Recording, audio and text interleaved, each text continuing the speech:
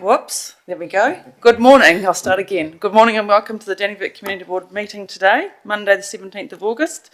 Welcome to our board members, Mayor Scott, CE Corrin and councillors Sharon and Steve and the staff from the council and Alliance. We've got a full house today.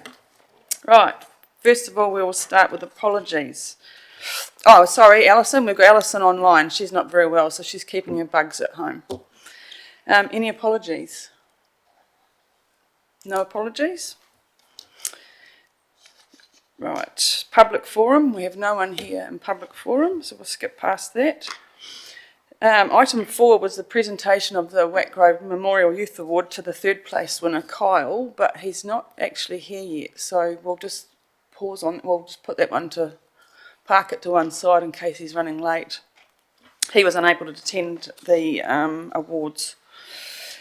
So we'll move on to item 5, notifications of items not on the agenda. We have one there regarding Kimberley that's going to do a presentation. Do we have any others?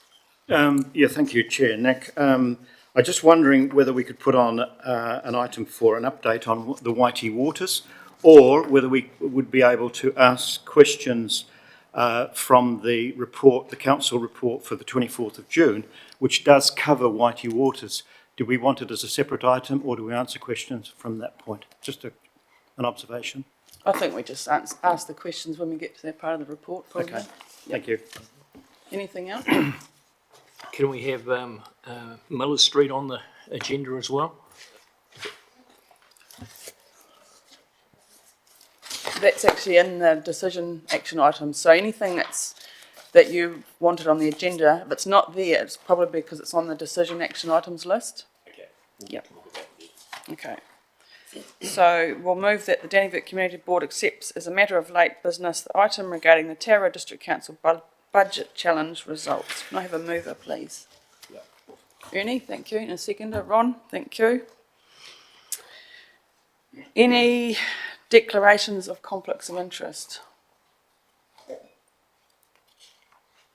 Looks like there's none. So we'll go to item 7, confirmation of minutes. Oh, the budget challenge. Sorry, Kimberley. We'll pop you in right there. Welcome.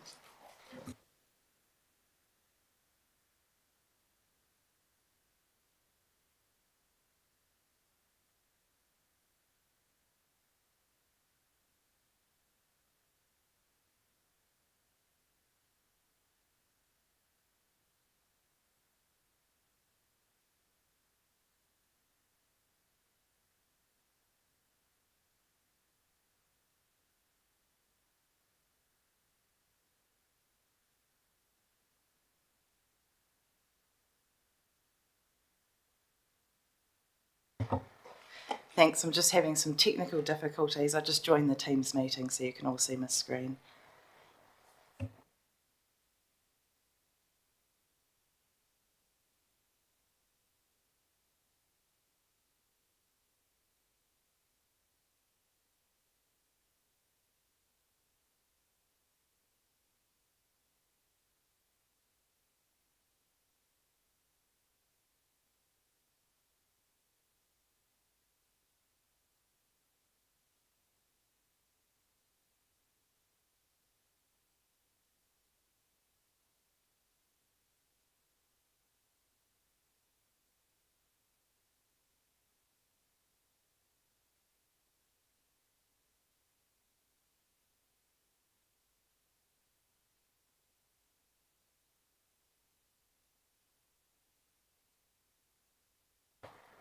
Right, just while that's coming through, I will do my best to multitask.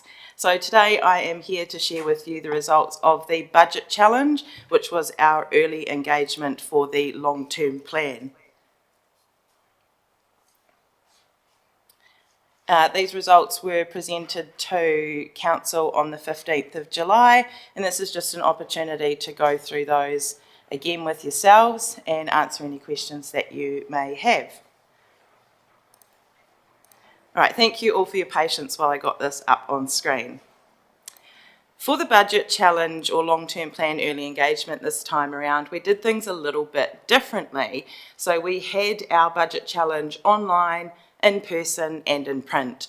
This dashboard, and there is a printed version available if you would like to request that. I've got one copy here with me, but I can prepare some others if that's the preference. This dashboard shows the results of the engagement across each of those channels. Just zoom in a little bit. So over the course of the engagement, we had a total number of responses of 445. When you think about what we had going on at the same time in terms of amalgamation, I'm just going to cut to this little graphic over here.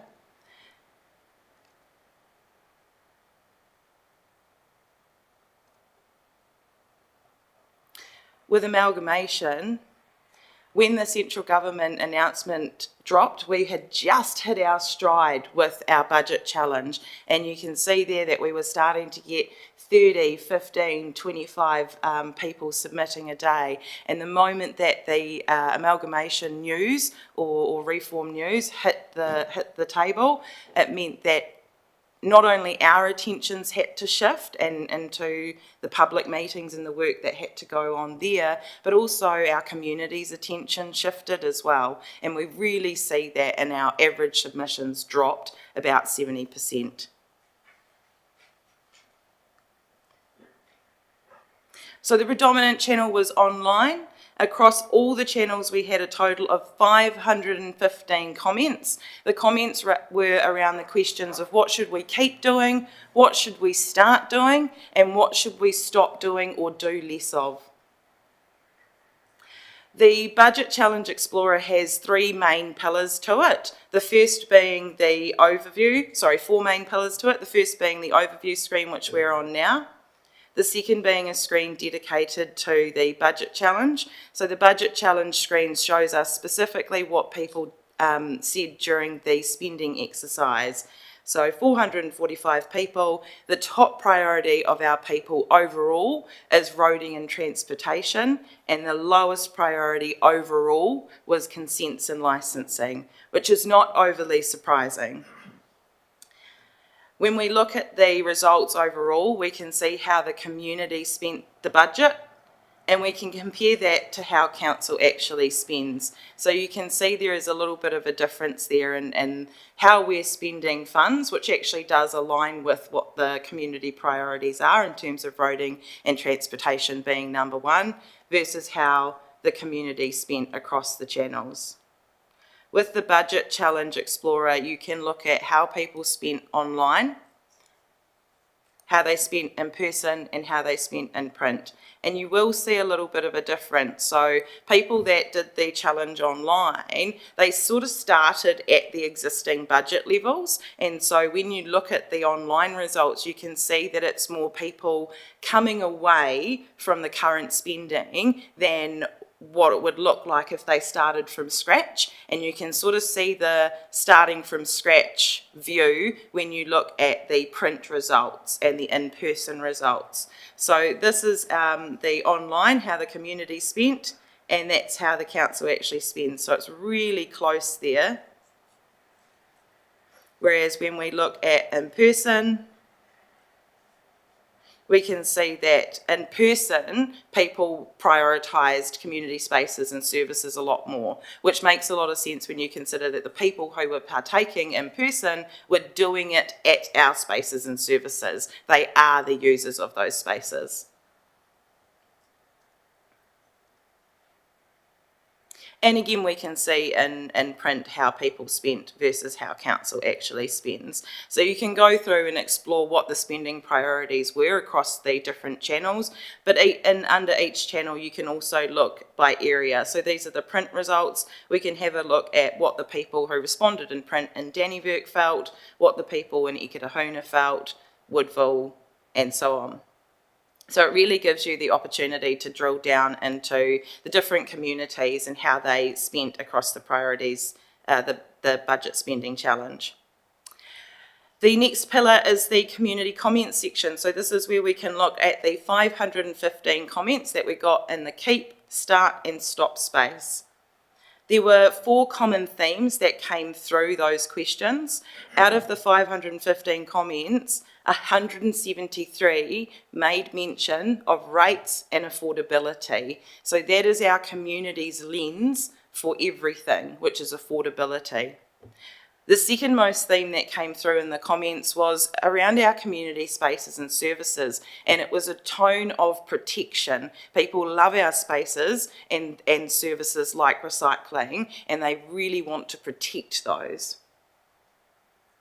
The third theme was around growth and economic development, and this was probably the most polarised or contested theme across the engagement, is there are some people who felt that we should be doing more to grow our district, and there are some people that felt we can't afford to be doing that right now. And so there was quite a mixed view around growth and economic development. The final theme was communication and engagement. We saw a real positive commentary around how our communications have been shifting over the past 2 years, particularly in the public engagement space. And there were a lot of comments around the budget challenge itself and council making an effort to engage in ways that are meaningful and fun. Also on this page, you can search through the 515 comments. So if you want to search and see what people have to say about roads and road maintenance, if you want to search and see what people have to say about our mayor, if you want to search and see what people have to say about community boards, you can have a look through each of the comments by searching in the search responses. You can also filter that down by, I want to see what people 18 to 24 living in Dannevirke want us to keep doing, or what they want us to stop doing. So there's lots of commentary, and as staff, we are going through every single comment. So what we've done is we have triaged all of the 515 comments, and we have assigned them to departments, to teams, to people like me who out there doing the work, or in there doing the work, depending where we are, so that we can really make some good value out of the comments that we got through our early engagement. The final pillar of the Budget Challenge Explorer is the Strategic Framework pillar, which shows us how people felt and reacted to the Council's new strategic framework. Overall, people are happy with the new strategic framework and the direction that Council is heading in, with 19 people saying that we've nailed it, 175 saying that they were happy with it, and 54 people not only sharing that it needs work, but 53 of them sharing what they thought that work looked like, and those comments have been taken into account, were discussed at, I can't remember the date of, probably the 15 July meeting where we talked about early engagement, were discussed at the council meeting and have now created change for that strategic framework. So really grateful to the people that took part in that exercise and gave their feedback around strategic framework, because it has made a difference and it has created change. Again, we have the common themes that arose through the strategic framework conversation, and these were the things that really ultimately created change. People felt that, again, we saw a real core theme around rates, debt and financial accountability, so having it connect through to our larger frameworks, which it will do once placed into our long-term plan. The reputation and identity pillar was the pillar that was the most questioned, and that has now been changed to trust and engagement, which is ultimately where the community wanted to see us more focused. They wanted to see the focus on the outcomes, not the things that are a bonus of the outcomes. Again, we saw a lot of questioning around growth and which way is the right way for the district. And finally, there was a theme around measurable targets, and this is where it's really important that the strategic framework is part of a larger piece of planning, which is our long-term plan, and those performance targets are within that long-term plan. So that's how we've connected that piece together. If you'd like to, you can go through and search all 53 comments that we received, and this is all public. So this is a public dashboard. We have made every single comment and every single spending outcome from our community available for everyone to see. And that's my picture. So any questions, I'd be happy to answer them. Thank you very much. It's a great tool, and the results, I mean, it was a neat way to engage with people, and hopefully going forward we get, you get even more response. But to see the results like that. Has anyone got any questions? Yeah. Terry? Yeah, thank you, Kimberly. Great report. And going through some of the comments was quite challenging and really interesting. I guess my question is, where to from here? Is that, a lot of people, they partake in surveys like this and they wonder, what are the results? Is anybody going to be listening to us? Which I think is the key thing.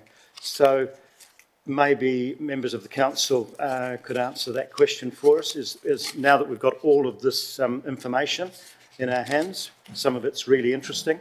I like the comments about public spaces. That's next to roading, that's the key area which people have been looking at. As I say, I'd just like to know where from here, but once again, thanks, Kim, great report. Mayor Scott. Thanks very much, Chair Nicola. Well done again, Kimberly, and to the team. I'm sure it's been mentioned when this was first rolled out that this tool was completely developed in-house by our team with almost no budget would be, apart from some time, would be important to say. The other bit just to mention is imitation is often the sincerest form of flattery, and that there are other councils, one in particular that I can think of, that has pretty much launched the same challenge, unfortunately without credit, but I'm working on that.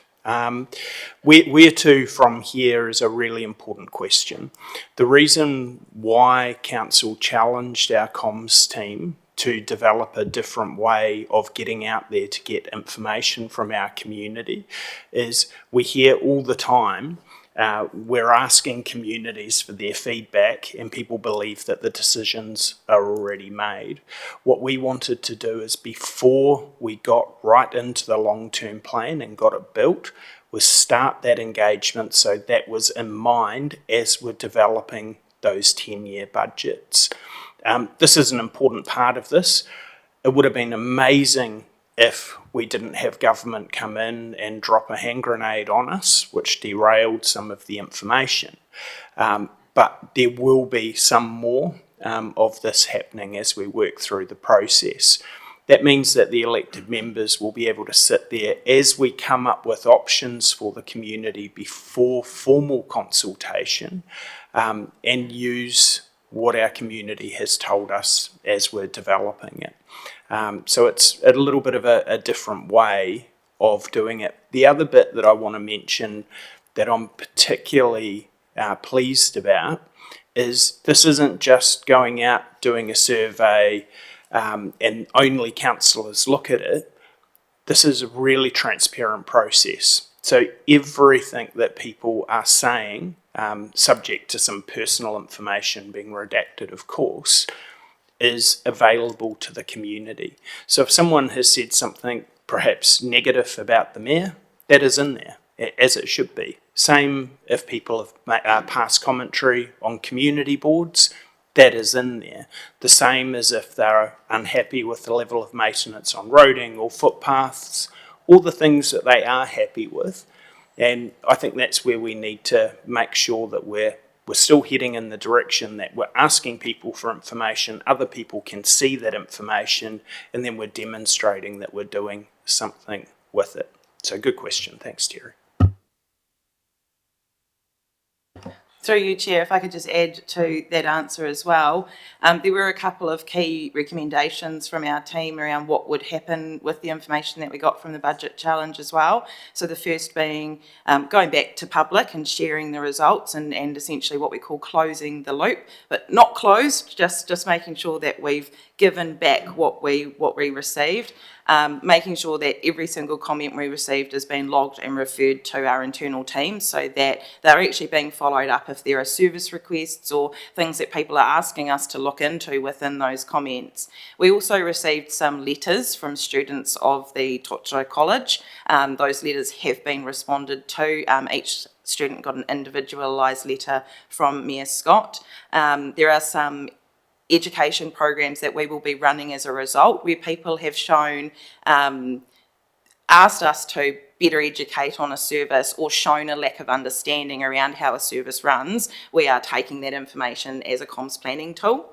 And additionally, if there was to be further early engagement between now and March 2027, when we go for our formal consultation around long-term plan, this budget challenge information could help us inform what that second round of early engagement would look like. Elected members have shown an appetite for further early engagement, so we are getting ready for another round of public engagement in September that will very much use the budget challenge feedback as a stepping stool for those conversations.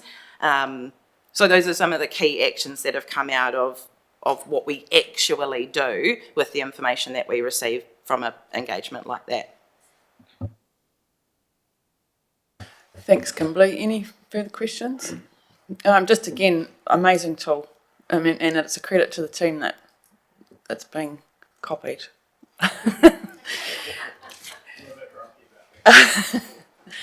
I think that's everything, so thanks very much for reporting. Right, we'll move on.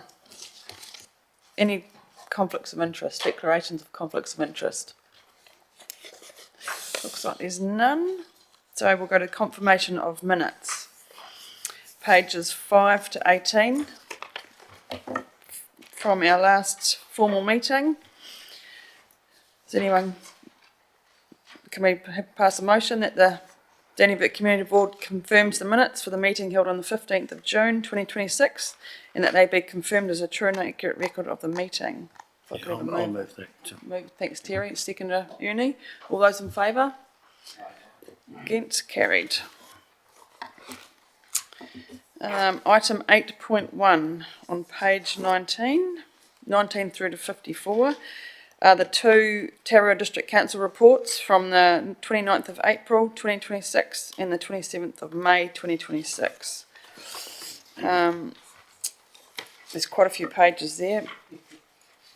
I'm assuming everyone's read them, so we'll take it as read, but if you want to flick through and let me know if there's any questions.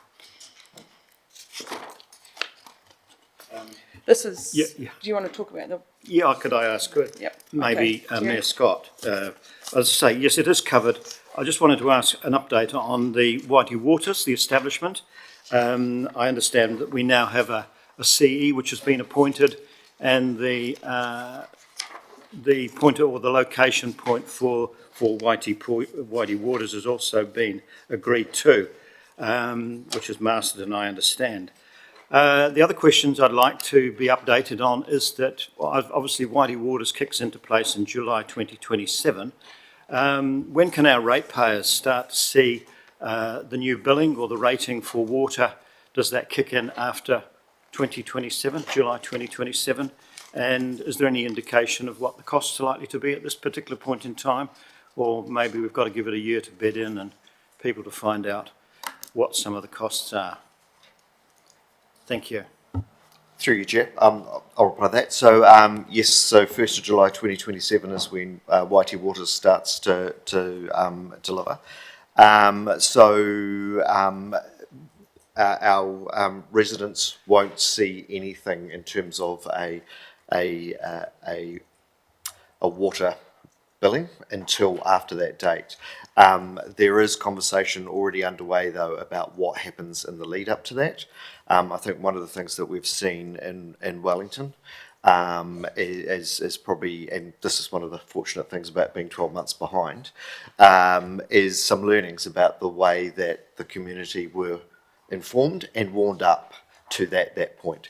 So I do know that the team are having conversations about what that might look like. It's an interesting conversation through the Whitey Waters area, so I sit on the PSG with the other CEs, and there has been some conversation where some of the other CEs are quite strong about the fact that until the 1st of July, they're our customers. So there's a balancing act there, obviously, and that is one of the things we're working through. But we do need to actually, as we get into that, probably into that, especially in that second quarter of 2027, start to get information out to our community so that they know that when the 1st of July comes and that change happens, and they start to see that it's not a complete surprise to them. So we don't know what the costing looks like yet. That will come later, but also very cognizant of that's the other thing that's played out in Wellington, right, in terms of people seeing for the first time that bill separate from their rates, so that really shines a light on the cost of delivering that. And I'll note too that the Commerce Commission has made some recommendations in that space with Te Akawai, and so they've stopped short of actually saying how much they can charge, but they have asked for a greater level of transparency for the community so that they can actually see what's going on.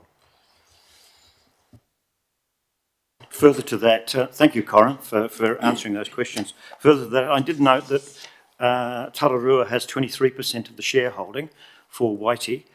Can you tell us what the shareholdings for the other 3 councils are, and what effect does that have on, or bearing does that have on us as a council? Through you, Chair. Off the top of my head, I can't tell you what those percentages are, but can certainly find those out. I don't know if Mayor Scott remembers off the top of his head. No, so I mean, it was as part of the working through the proposition for that, it was agreed what those percentages would look like. What that means is, so Masterton is obviously the largest shareholder, and there was quite a bit of negotiation around that, or what that might look like. But it means that we're the second largest shareholder, so we have a reasonably good say within the new CCO as a shareholder, and that's where the statement of expectations comes into play. But very much the design is that the 4 councils work together. I may have information incoming. Oh, there we go. Okay. Cool. So Masterton has 44.06% shareholding. We have 23.08%. South Wairarapa has 19.93%, and Carterton has 12.93%. So in that balance, you can see that because a lot of the decisions, it isn't just a straight 50%. Some of them are designed to be like a higher threshold in that as well, to provide some surety in that space. Thanks, Corin. Uni?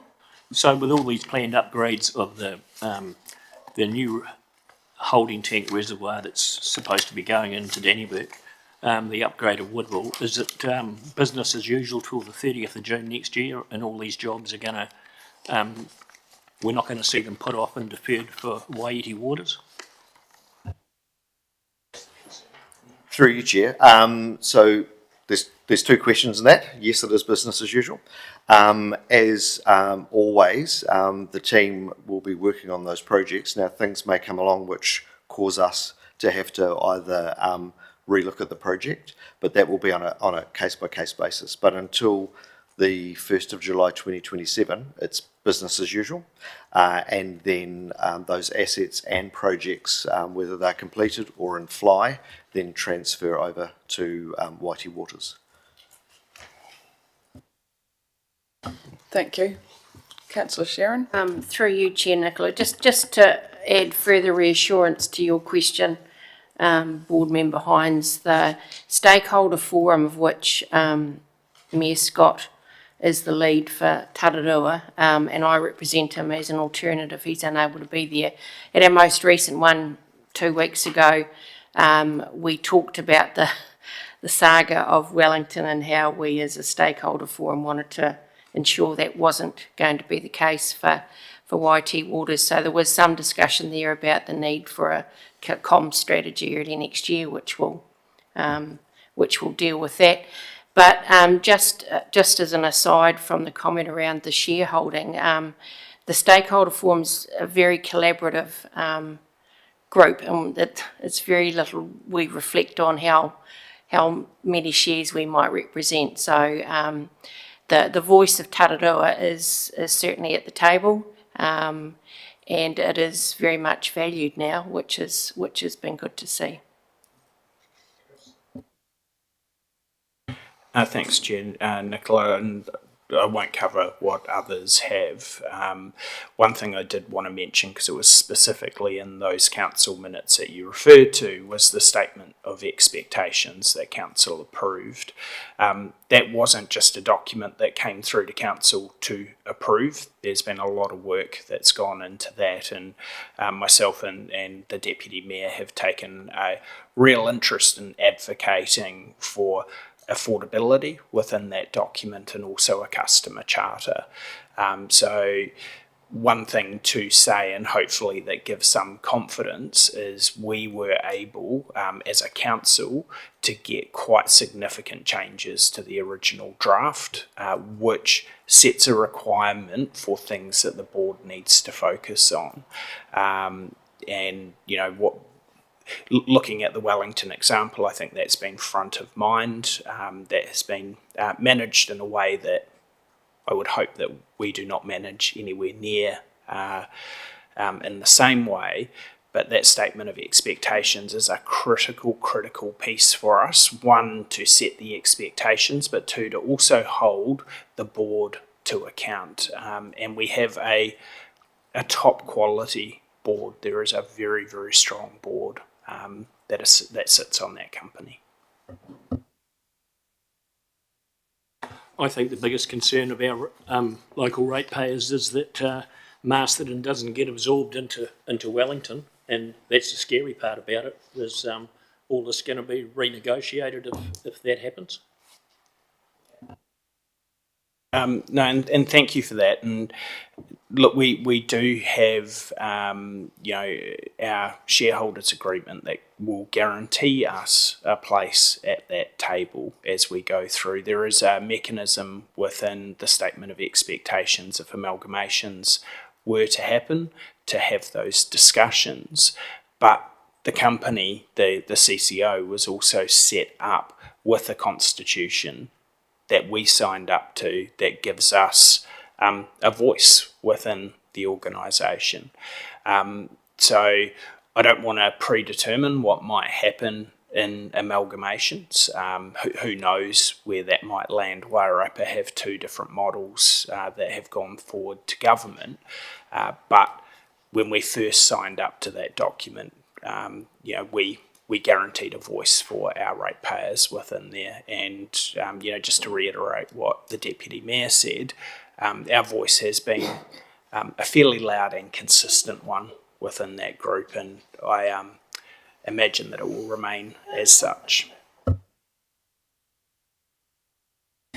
Thank you. I guess also from a ratepayer's point of view, leading up to 1st of July next year, there's going to be a lot of changes around things like direct debits and with rates changing. So getting some assurity that all those are going to be smooth, I guess it'll be a huge amount of work with the change of the rates demands and things.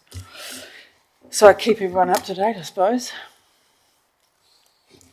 Through you, Chair, absolutely, that is not lost on me. You're right. There will be a lot of change, and at that moment when the water charging goes out, and I mean that's the LTP has that or will have that baked into it, but there is a fundamental change there in terms of that piece of that financial puzzle.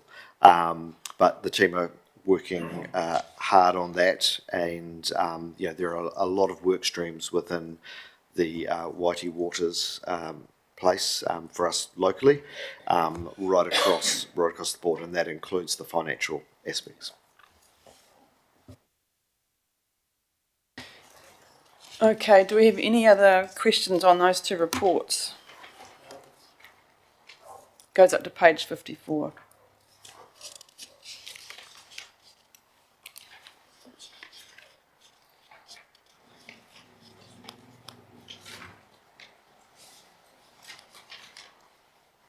Doesn't look like there's any.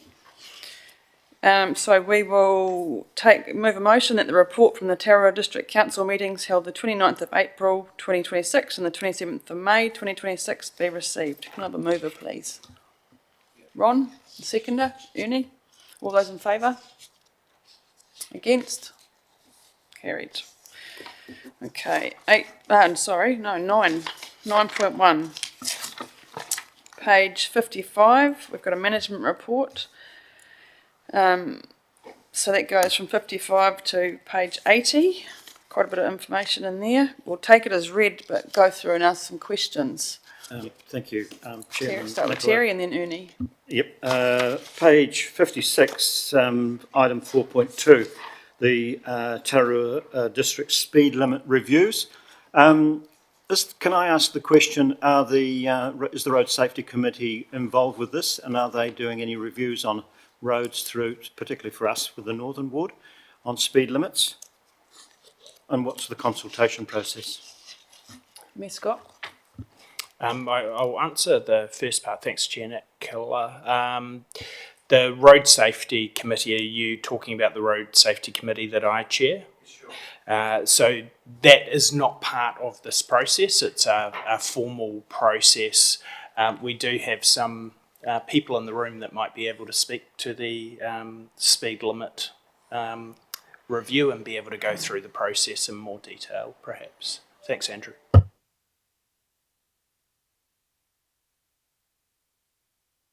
It's a very low seat here. Yeah, I suppose just expanding on that. So the speed limit review, we're largely focusing currently on the information that was put forward in the 2022 draft speed limit plan. That got put on hold through the update of the setting of speed limits rule through the new government. But essentially it's at early stages, but yes, that is a stage we will likely proceed to with asking the Community Board, the Road Safety Committee, if there is anything outside of it. But essentially it's, but largely working on the 2022 consultation that was completed. Thank you. Any further questions? Ernie? On page 59, Saddle Road, is it still stuck at 60 kilometres an hour? You've got to be joking. Just can't. We've had numerous conversations with various different departments about this. So there's a bit of a story behind this. So when the NZTA moved at 60 kilometres an hour, the process to do that was through Gazette notices. And so they had gazetted the TDC roads as well as the Manawatu and Palmerston North roads under their own process. Through that through the way the system works in the National Speed Limit Register, the local authorities are then required to go and update their own speed register. I wasn't here at the time, but I do believe there was a bit of conflict with that, and the speed limit register never got updated for TDC. Therefore, when the new speed limit rules came in place, the 100 kilometres district-wide speed is registered in the system.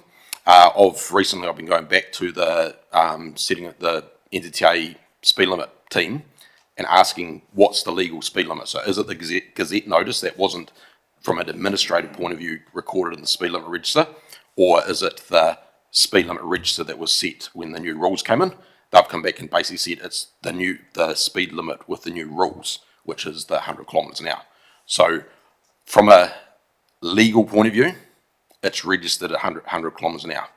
From a posting point of view, it's 60, and we're just working through what it means to pull those signs down, if that's the right path to do. I'm very conscious that if we go and pull down the signs from a safety perspective and there is an increase in traffic accidents, we're going to be blamed for not doing the right thing. So we're working towards doing a safety assessment of what that means. Enforcement-wise, we recognise that people aren't travelling 60 kilometres an hour there. So the balance between 100 kilometres an hour and 60 kilometres an hour is essentially what we're debating. But in practicality, people aren't likely following the speed limits, and that's advice from the police that we received as well. So yeah, it's a bit of a grey area because of the rules and the way that the legalities work on it, but we're trying to clean that up as quick as we can and trying to cover off a few other things at the same time. So. Yeah, that was the reason for asking for the clarification, because on the occasional time that I've been over there, there are actually traffic cops sitting up there waiting for their over 60 kilometres an hour. So, you know, the public would like some clarification. Not that I speed. Thank you. It sounds like it's obviously a work in progress to getting through the red tape. It's Councillor Steve. Yeah, thank you, Chair. The question is, you've got a register of the ones that are at a certain speeds, right? We've got lateral roads around Dannevirke, as particular, that's in reverse. They're 100 k's where they should be 60. I've been asking questions about certain roads around Dannevirke for 5 years, and I've been told it from out at the Alliance that it takes a certain procedure. Do you know how far and what is the register that we could have a look at so we can know these roads? And why they're not being changed? Because they're ridiculous. They are absolutely... I've already had 2 people crash on these roads because the sign says you're allowed to do 100. So guess what they try to do? So the current speed limits, yes, I mean, I'm aware of the multiple conversations we've had around the speed limits. We are working towards getting that progressed. What the change was essentially from the 2022 setting of speed limits rule to the 2024, that pulled the focus away from the broader adjustments to focus solely on the speed limit zones, and so that was what we delivered last year through the budget we had available that was approved through NZTA. We've got reserve funding left from that project, so we delivered the school speed zones less, and so we've been basically asking the question, do we want to proceed with the broader speed limit review of the district that was identified in 2022?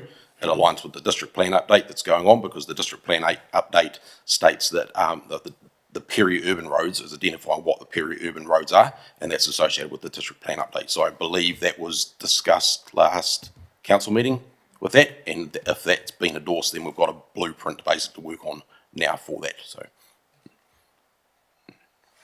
So supplementary, so it's promising that it's going to happen. You got a time frame? I know that's a big question. So the consultate, we are required to consult on it.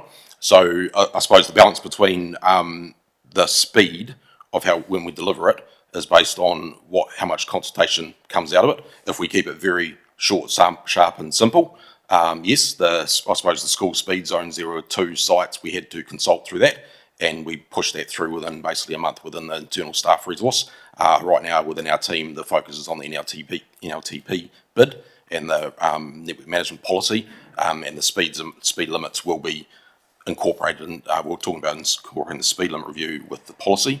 There has been debate whether it's in the policy or out of the policy, but essentially we are progressing it as we speak to, but slowly.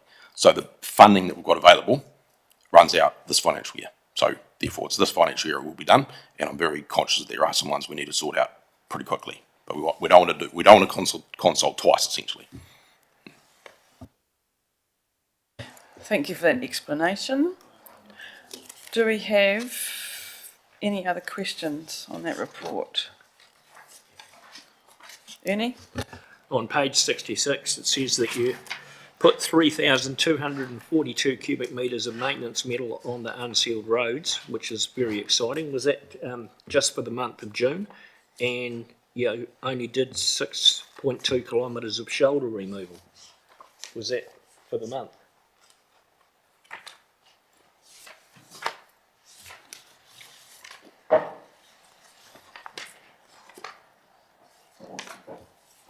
Through you, Chair, so that, those statistics are from both May and June. So that maintenance metal was for across the 2 months, and for the high shoulder removal, yeah, so that it is less now, but that is because that team is working on other work like the targeted funds for resilience funding, so that high shoulder removal is incorporated with other activities that they're delivering.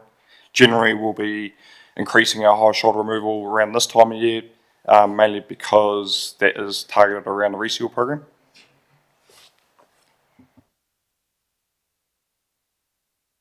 Terry? Thank you, Chairman Nick. Page 72, 5.2 water, Pongaroa Water. Pongaroa Water seems to have an annual problem with water shortage, and I note in this report that we've now got 56 people connected to the water supply. Is there any sort of work being done on mitigation for this water shortage over the summer months when we have an influx of visitors to Akatea in particular? Mayor Scott? Thanks, Chair. Nicola, sorry, were you talking about Pongaroa or Akatea? Right, perfect. No, thank you. There's significant work happening at Akatea and Pongaroa, actually, to make sure that their water is resilient. We can get an update through, I think it was presented to us at our last committee meeting. But there is work that is ongoing. It's something that I certainly take a very keen interest in Akatea, along with the Deputy Mayor, as I've committed to going out for their early January meeting to front them like I did last year after that they had challenges. So I am certainly very, very focused on making sure that that is an easy meeting for us both. Thank you. Yeah, Terry? Sorry, thank you, Nick. Scott, I just can't help but think that there should be some sort of requirement on residents in this particular area, and Pongaroa, of course, to have some backup system with tanks, because to rely on the actual water supply, which comes on from Monoroa Station, seems to be just too much for the community, particularly at certain times of the year. Thank you very much, Terry. There is some requirements, but I see the GM of Infrastructure's joined the table, so I'll hand to him. Good morning, everybody, and through you, Chair, I'd just like to answer that parts of that question if I can. Certainly there are requirements to have tanks in place, and the team are working to ensure the expectations are being met there, but both in Pongaroa and Akatea, the team are currently working on projects to put in raw water storage. So the issue with Akatea is that it's quite a slow trickle feed out of the side of the hill there. So if we can put raw storage there, that kind of buys us a bit of capacity for when the surge happens. And there's going to be some work done to the main line from down the hill, essentially, which will make a huge difference, I'm sure, for next summer. Fingers crossed we get there in time. We're just doing a few budget rearrangements and we'll be away laughing. So that's all been procured. Same with Pongaroa, we're putting in some raw water storage there as well. The issue we have sometimes with it being such a long line from the intake into Pongaroa itself means that if there's any issue there, it can quite quickly drain that pipe. So if we put some raw water storage in there, it buys us a bit of time for any repairs to be done and builds a bit of resilience into that system. So that's the plan at this stage. Thank you. Councillor Steve, you've got a question? Yeah, thank you, Chair Nick. Just while you're at the table, that was the first part of the question I asked Leto at the last committee meeting. Pardon? Vito, sorry, not Leto, Vito, who's now moved on, but it says 56, but the question is, as we know, there's a bylaw out there which means that they all have to have a tank. How many, so is 56 of those connections got tanks as a backup? That was the bylaw. Has that been enforced? Because as far as I know, Sharon, Councillor Wards, has been asking that, and Vito was going to, we were going to have that question answered. And it's not in this report. Through you, Chair, I don't have the answer to hand. I know the team has sent out letters as the first step. They were going to be doing some work out there to do some physical checks. I'm not sure whether that's happened. I think the team have, like as you mentioned, have lost a few staff members, so they're pretty much focusing on the BAU type work. In general terms, the vast majority do have tanks. If they don't, that's kind of on them if they run out of water or the trickle feed isn't enough to support their property. Supplementary, but that's the problem which Board Member Hines was talking about. The people that are not taking this seriously It all comes back on the ratepayer of Dannevirke to supply them with water. Everyone that helps should help themselves, like all the ones that have got the tanks. And it's a bylaw, it's a requirement.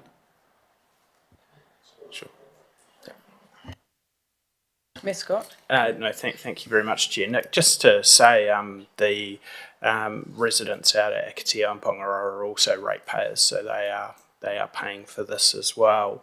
One thing to mention is, yes, we do need to make sure that people are compliant with tanks, and if they don't have tanks, as the GM of operations mentioned, they will be responsible for that. However, there's actually more to it than just that. Tanks aside, our infrastructure hasn't been working as well as it needs to be working, even with those tanks. So what we have is a responsibility to make sure that our infrastructure is working over that period, and the low flow was talked about, having access to raw water was talked about. If then, once our infrastructure is working correctly, we run out, then it relies on the tanks. At the moment, though, we haven't been meeting our end of that bargain either. So we need to make sure that we've got those fixes in place.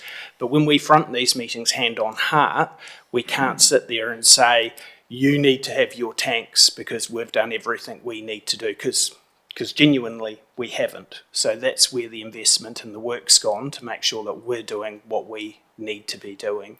Once that happens, then of course we can sit there and say you should have backup.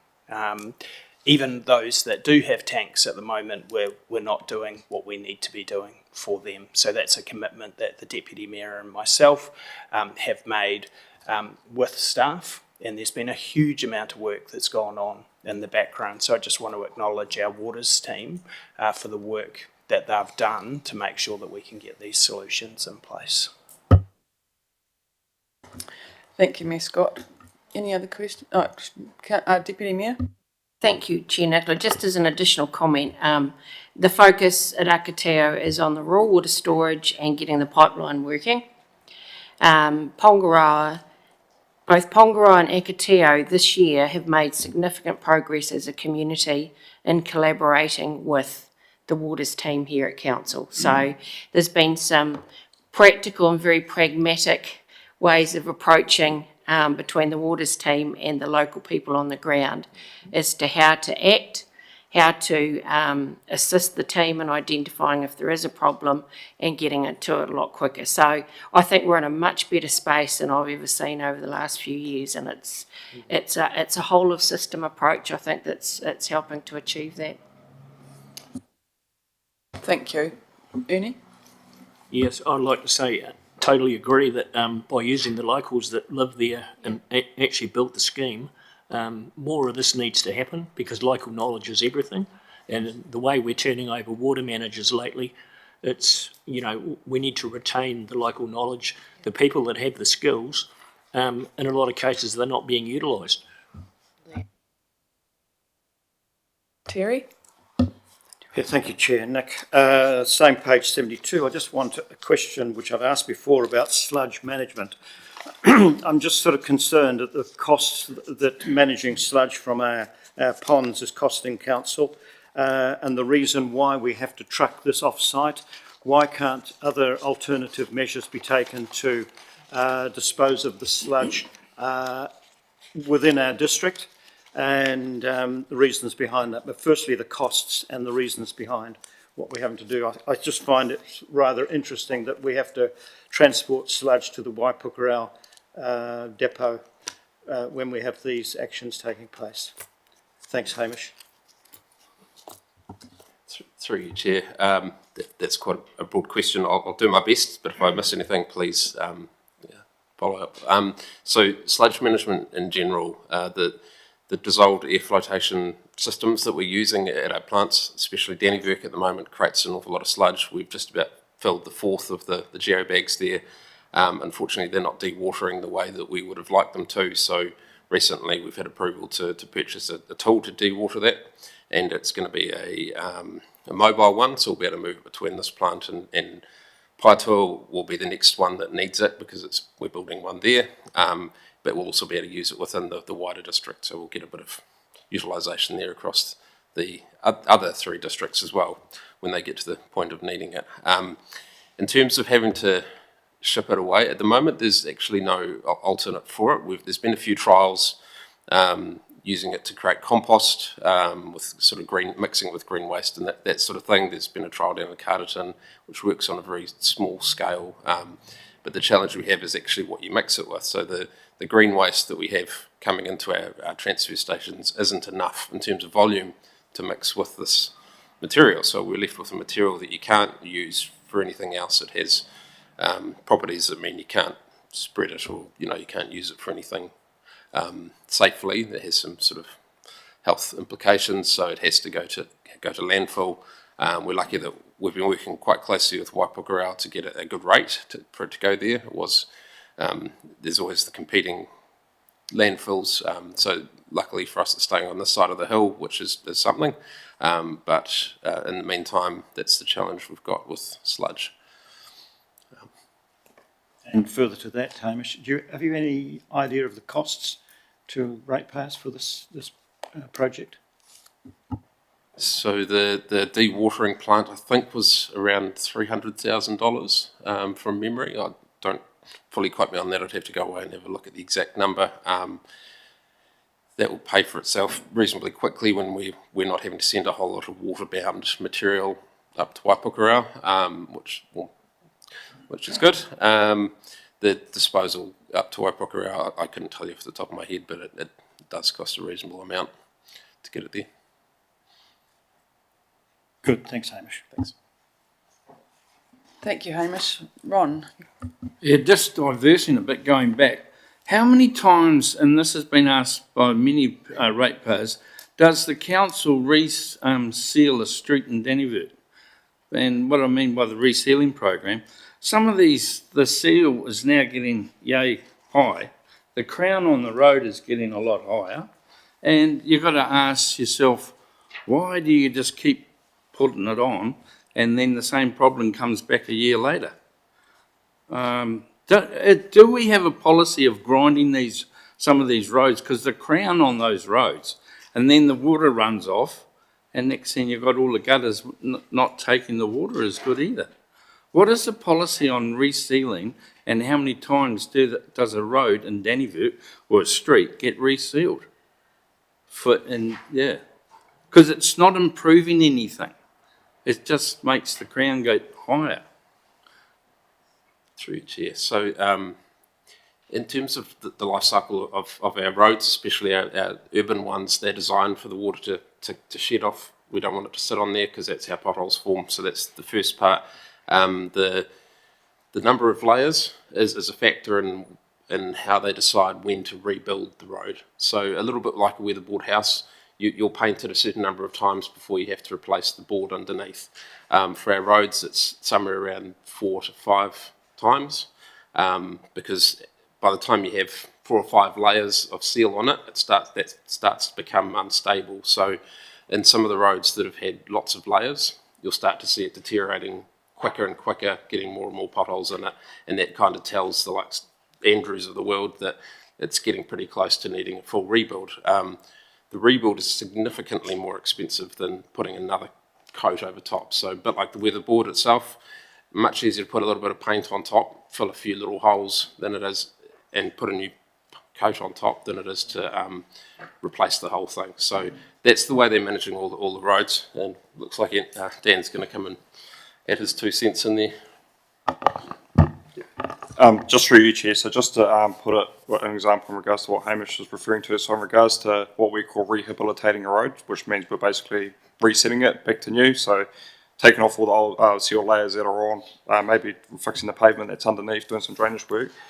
Based on the current budgeting we have, we can do just over 0.2% of the network every year in regards to rehabs. So so just obviously to get around the whole network, it's going to take hundreds of years, so to speak. So basically the strategy going into next NRT, the National Land Transport Program and long-term plan period from 2027 to 2030 is to actually increase our rehabilitation program and actually start reducing our reseal program, because because you are correct, it is essentially a network risk that we are putting too many seal layers on top of a road, but that is basically trying to hold that road until we can get there to rehabilitate it, because the other option is we don't reseal it and then it will fail and we'll then have to increase our maintenance work on that piece of road. So we do balance whether a reseal is going to will be more effective than not doing anything and then maintaining it versus when we're going to actually be able to get to that piece of road to rehabilitate it. Through you, Chair. The other question I get asked by ratepayers, the actual access of taking their caravans or whatever out of their drives up onto the road, and the back end scrapes because the road is so, and this goes with not only, these are the bridge entrances as well as the forward entrances. It's just too high. I had a person the other day say we're going to have to change our caravan because we can't get it in and out of the drive. So that was why I brought this to you. Thank you. Thanks very much, guys. It's nice to have some explanations that people can sort of understand, like the example with painting your house. It kind of makes sense. I've got one question. Oh, sorry, Terry. I'll just do mine. I just want to know the page 75, the drinking water quality rules audit. That's all been completed, but is that all taken directly from the treatment plants for testing? Can anyone answer that? Yes, through you, Chair. Each of our schemes has specific spots, sample locations. So they're fixed spots. So we have one just as it leaves the plant, and then a scattering of them. Recently, been thinking about Northwood. So yeah, Northwood has one at the old cemetery, which is at the far end of the network. So and another one in between. So the other schemes have similar. So they're sort of scattered but fixed, so that we can compare with previous results, sort of thing. Okay, so just my question then is, or question/comment, anyone with water issues, it's still lodge a CRM. It's just what it says we meet pretty good standards, but I've got some examples and I've seen it firsthand of water, and I guess it's the breakdown of pipes. Salisbury Street, some residents down Salisbury Street, it might still be okay testing, but it looks like Fanta. One of them has a UV filter system on that. Normally the filters last 12 months. They change them every 3 months. So what's the option for them? Lodge a CRM? Yes, yes, absolutely. Lodge a CRM. It gives our guys really good intel as to where there needs to be flushing work done on the network. They do a routine flush of each of the networks. However, there can still be build up, so it's helpful to get that information through. Thank you very much. Ernie? Yeah, just to comment on the water, some of those flushings should probably be programmed to be done more often, because Salisbury Street, I get multiple phone calls from residents there. The residents of Northwood with their brown-looking ginger ale type water, in a lot of cases they can't wash their clothes with it. I guess it goes back to they need to keep lodging CRM so that it becomes a priority. Mescott? Thanks very much, Chair. Nicola. And no, thank you for mentioning that you're getting calls from people.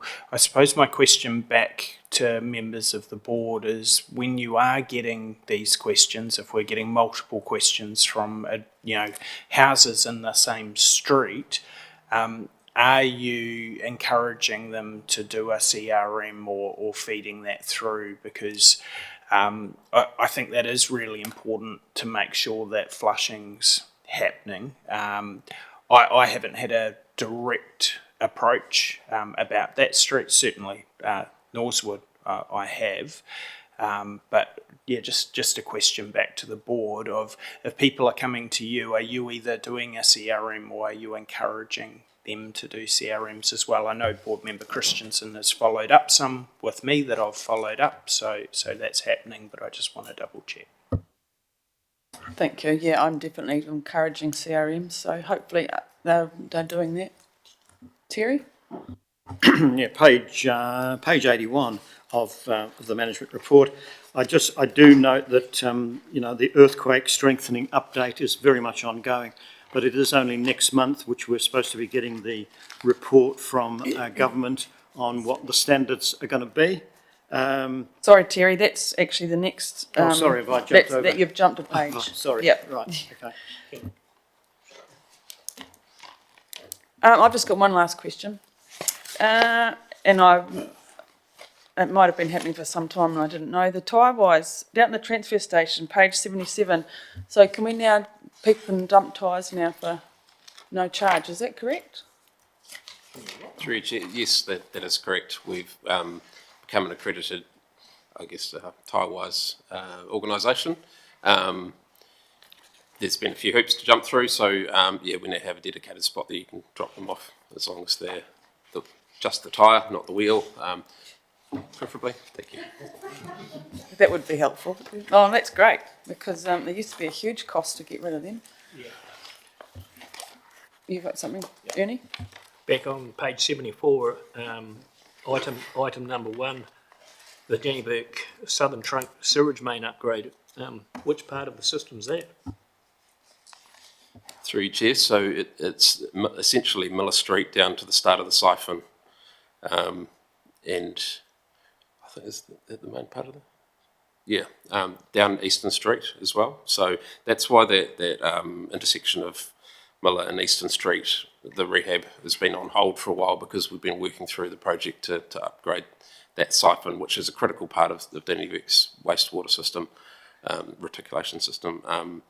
Without having that in place, yeah, we could have some challenges. So it's on the plan for this year, I believe, this financial year.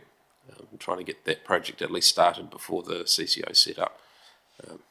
That's the plan. That might explain some of the reasons why the potholes down by Eastern Street. Some residents were at me yesterday at the market day saying, what's going on? You know, can you bring it to their attention? And I did tell them to put CRMs in. So every time I tell them.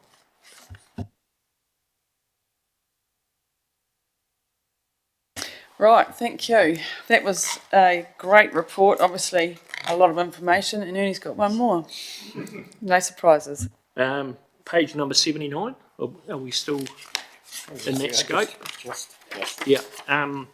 With the Dannevirke transfer station, the clearing and the remedial groundwork, is that underway or is it going out for tender?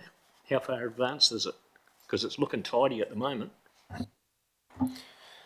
Through your chairs, so we've recently had the back part where the opposite the green waste used to be or is flattened out essentially. So that was a small amount of clearance work and a little bit of work down there. So there's no other planned work coming for that site as far as I'm aware.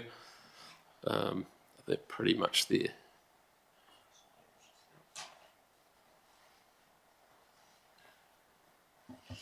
Thank you. Right, let's carry on. We will move that the report from the Democracy Support Officer dated the 10th of August 2026 concerning the management report be received. Can I please have a mover, Terry and Ernie? Thank you. All those in favour? Against? None? Carried. Now we're on to 9.2.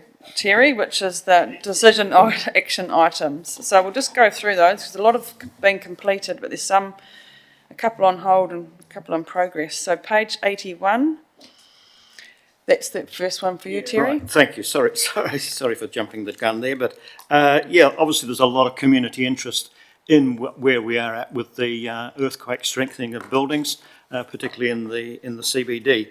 I'd just like to know. If there is any further information, I do note that the report's not due till next month. But in view of that, and a lot of other things which are happening in local government at the moment, do we have any sort of a communications exercise for, when we do get this information and what's likely to be happening? Because the council also has buildings which are earthquake prone, i.e. the the Carnegie Centre as well. So just an update, really. Thank you. Yeah, thanks, Terry. Corin? Through you, Chair Nicola. So, yes, we are still eagerly waiting, and also noting this government is fast running out of time. So, if they don't act quickly, this could drag on much longer. Yeah, and there'll be two parts to this, right? So there'll be the impact on us as a council, and then the impact on the wider community and building owners. High Street, a good example. So we are keenly waiting to see what that looks like in terms of making our own decisions, and Carnegie Building is definitely one of the ones that we are very conscious of. But that we will need to look at what those changes are, because then that has implications for our building team in terms of compliance and the current notifications that we've got on buildings and what that might mean for future. So there'll be a bit of work for the team once that comes through. But at this point, we don't have any information or inclination as to what that might look like. Thanks, Corin. Mayor Scott? Thanks very much, Chair Nicola. To add to that, until the legislation's passed, it's very, very difficult to do that work. We need to know exactly what's in that piece of legislation. Corin's right that time is, the clock is certainly ticking for government and their legislative program. They have some real commitments of what they are going to deliver this term, including resource management reform, that haven't yet passed through.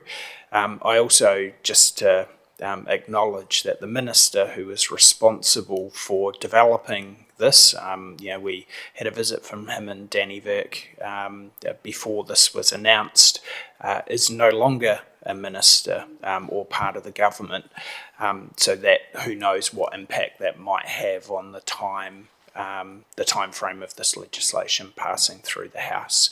Probably the good news with it, though, is there appears to be some cross-party support for the changes that are being proposed. But as a council, we need to see what those changes are actually in legislative form before we can go out and communicate those to people. But I will be dancing a jig when that goes through. Thank you, Mayor Scott. So we'll just move on to page 82. So that's a Carnegie as well. That answers that one. Page 83. Sorry, Annie.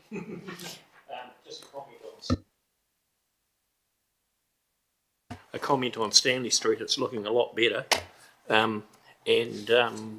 but surely the lawn areas can be topped up and all the holes and everything fixed. Just as a comment, like coming into town, it's the best the lawns have looked in ages, but it still looks untidy and unfinished. It's been sprayed, it's been weed whacked and all the rest of it, but surely there must be a little bit of dirt around for that one to get the surface a lot better for people that are stopping and being photographed by the Viking sign and stuff like that. And the Lower Domain Deer Park, the new working bee group spent half a day down there and fixed the fences, made it stock proof so that the deer could be shifted to the lower part of it. It took 2 men less than half a day to sort it out. So my concern is, where did the budget of $250,000 for fencing come from with the presentation that we were given when we moved a motion to cease the deer park? So I'd like to apologise to the community for moving that motion and put it on public record. I just feel that we were misled with the true cost, and the community is out there asking what happened to the stag and who ended up with the meat. Thanks, Ernie. We'll take your comment on board. I think the group that's taking over is making some good progress, so that's good. But Corin, you've got a comment? Yeah, just a couple of comments. I mean, one, first of all, I won't make any comment in terms of the work that's down there, because having not seen what they have done, the estimations that were put through were done from looking at the entire fencing and what it might take to do that. But so I won't go any further on that. We had a media inquiry about the stag, and so that's actually in our Lagoima stuff, which we publish on the website. So if people are interested in that topic, they can look at that on our website. Thank you. Mayor Scott? Thanks, Chair Nicola. Thanks for that information, Corin, as well. Things are progressing with the volunteers of the Deer Park, where council will have a decision, I think, potentially at our next council meeting this month, to look at how we proceed. I don't think it's fair to say that the community board or the council were misled as to that figure. I think that there was a figure to have commercial operators go in to do a job. I think having two people spending half a day, and I certainly value the work of volunteers, I've been down there and looked at it. I would be very, very surprised if they were able to replace all of the rotten posts that I've seen, two people in half a day. So it may be secure, but it's how the longevity of that.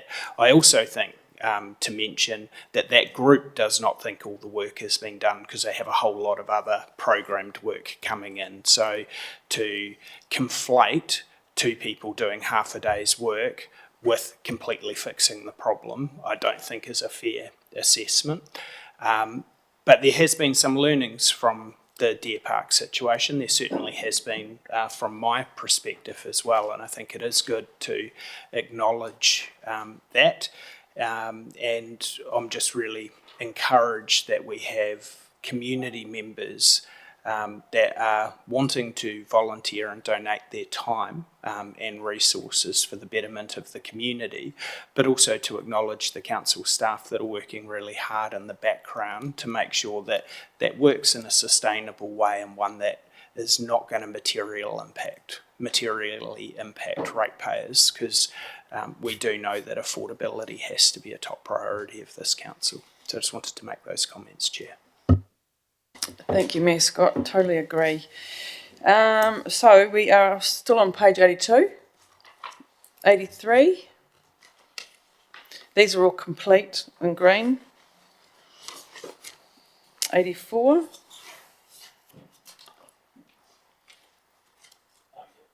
Ernie? Just a comment on Riverdale Road of how good it looks, and compliment to Hess and Morrison Bailey for their outstanding work. It does really look the part.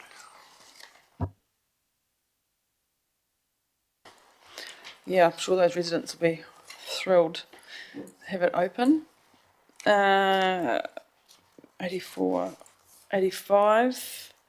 So we've got a couple there in yellow, so these are in progress. The first one is the Dannevirke Impound Supply Treated Reservoir Location, Eugene. So that Eugene's not here, so he can't speak to that, but that's obviously in progress. And then we've got the Market Day. That's me, and that's in progress. I'll talk to that a little bit now. Alison brought that up as an item to add to the agenda. So I've had some good discussion with the Chamber of Commerce and Tracy Friend. We've had some correspondence back and forth, sorting a few things. We have secured the Paitua rail car, bringing a carriage to Dannevirke full of people for the day. They're then going to also sell tickets and run carriages to Ormonville and back, about 4 trips, I think, from memory. So that'll be neat for some kids to experience a ride on a train. What else? The Ward Street closure, I think, Mayor Scott, you were at background work on that. What else do I have here?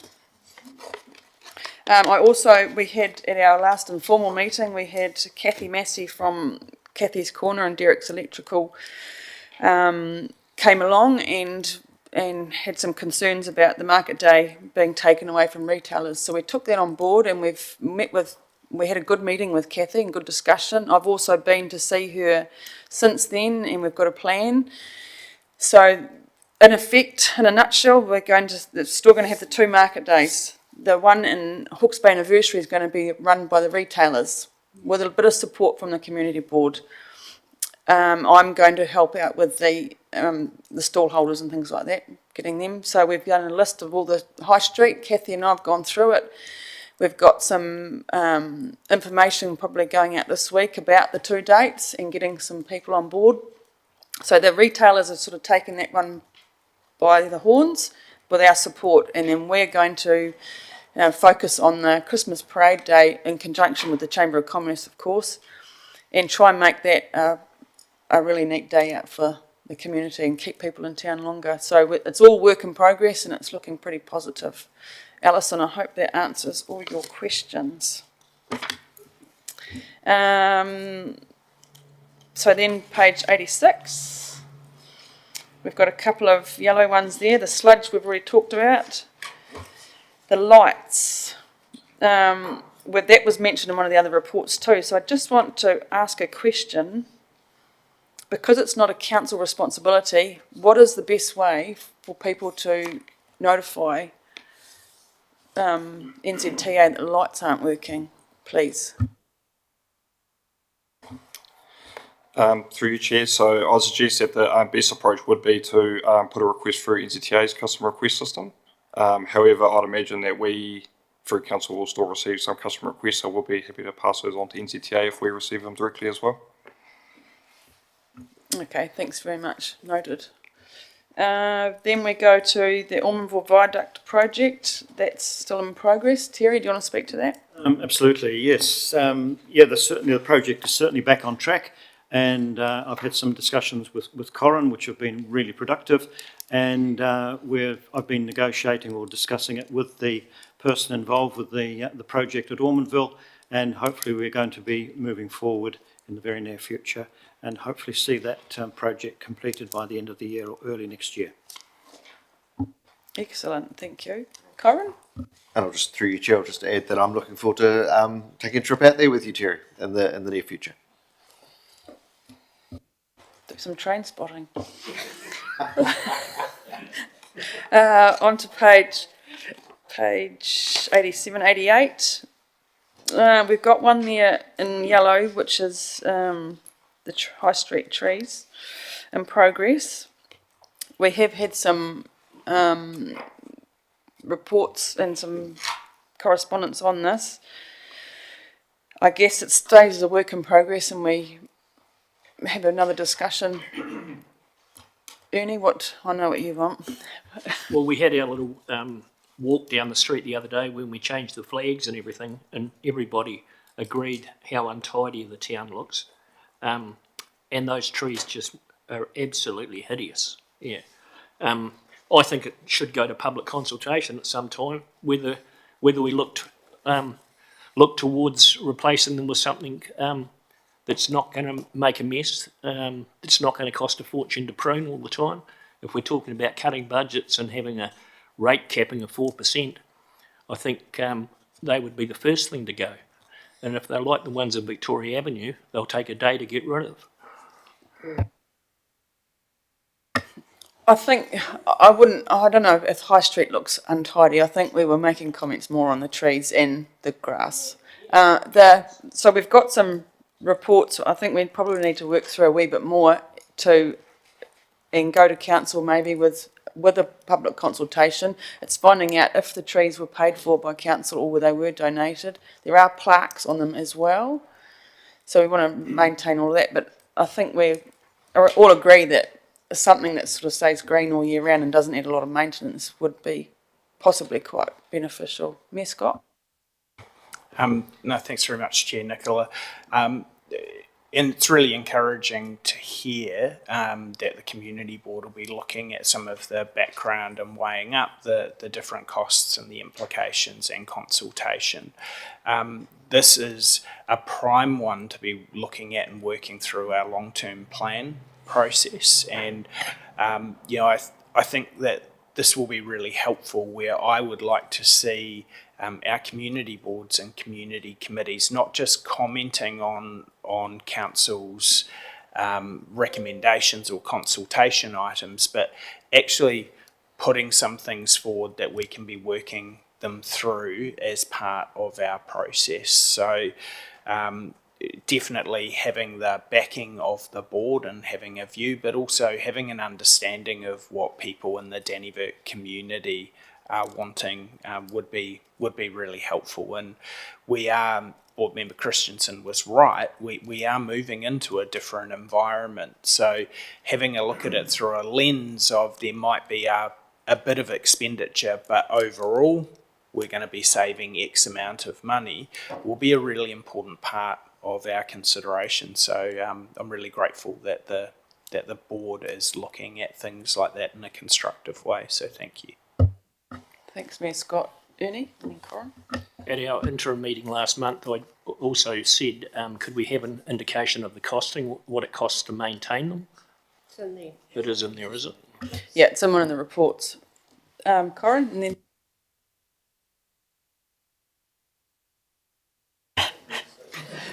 Through you, Chair, yeah, look, just to note, I think the conversation around community conversational consultation is good and important. We can learn a lesson from Masterton and their tree gate down their main street, which caused a lot of consternation in the community. And I think it's a good example of one of those things where you think you understand where the community's at and the decision seems pragmatic, and then when you go to do it, you realise actually that you don't understand. So I think it's a really good way to approach it. thank you. Councillor Steve. Yeah, thank you, Chair. Nick. I'd just like to congratulate the community board on the way the street does look, because those new welcome signs, top marks. I fought for 4 years, 5 years nearly, to get rid of the no-noise signs. And everyone, we had sign pollution in High Street, and every sign, there was 15 of them, and no one saw them. They're all about the no-nos. It was incredible. And then once they did see them, and it took 4 years to get rid of those no-noise signs, and to drive through town the other day and see welcome, mate, brilliant. See, top marks. Yeah, the flags are looking great, the new ones, thanks to Simone and her designs for them with the huia bird, in case anyone doesn't recognise it. And we had a record changing of the flags in 32 minutes. So, right. Sorry, Corin. Just on that too, because I think it's important for the community to realise, right? So I saw you guys out. It was a Saturday morning. I was going down to get my coffee, and it was cold and barely light, and you guys were out there changing the flags, and that's part of what being on the community board is about in terms of giving back to the community. So just want to acknowledge that with you guys. Terry? Sorry, Chairman, about going back, but while we're in this meeting and we talked about our street lightings not being effective at the moment, a number of street lights being out, I just wondered, while Hamish and Dan are here, could it be organised that there be a night inspection of these lights, because obviously it's a pointless exercise during the day, and just to find out exactly where these lights are that are not working in our high street, and then we can report back and maybe get them fixed. I just think it's obviously, this is just going to go on and on, reporting if we don't be seen to be doing something about it now. I'll let you guys.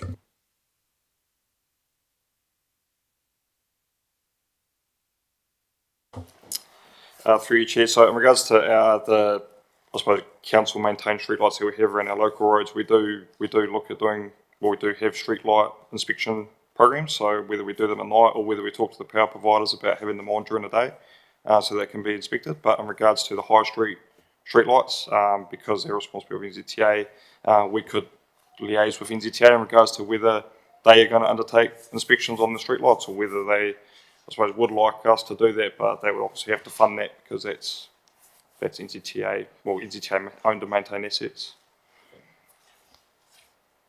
Thank you. Mayor Scott? Thanks, Chair Nicola. And look, this could be an opportunity for the community board if there are lights and consistent lights that are out. of doing an audit of those, noting them down, doing a CRM through to NZTA, and if you don't get action, you could also write NZTA a letter from the community board. The Ekirahuna Community Board have become quite good writers, and definitely as representative members of your community, that can carry some weight through to organisations where they will resolve to formally put a position through to NZTA or to another organisation directly. And as a community board, you absolutely have the right to do that. Thanks, Mayor Scott. Just going back to the flags, we should give the plug out. I think we're pretty full for the 12 months, or is there one slot still available? Because, yeah, just while we're on those, just mention the flags. I think we've still got a 2-month window that needs to be taken up. So anyone watching this on the TV, this is your chance to contact the community board and we will sort it out for you. Thank you. Yeah, you did right, Ron. I think there is a 2-month window there. So there is, we can use our welcome flags, but it would be great to have another set.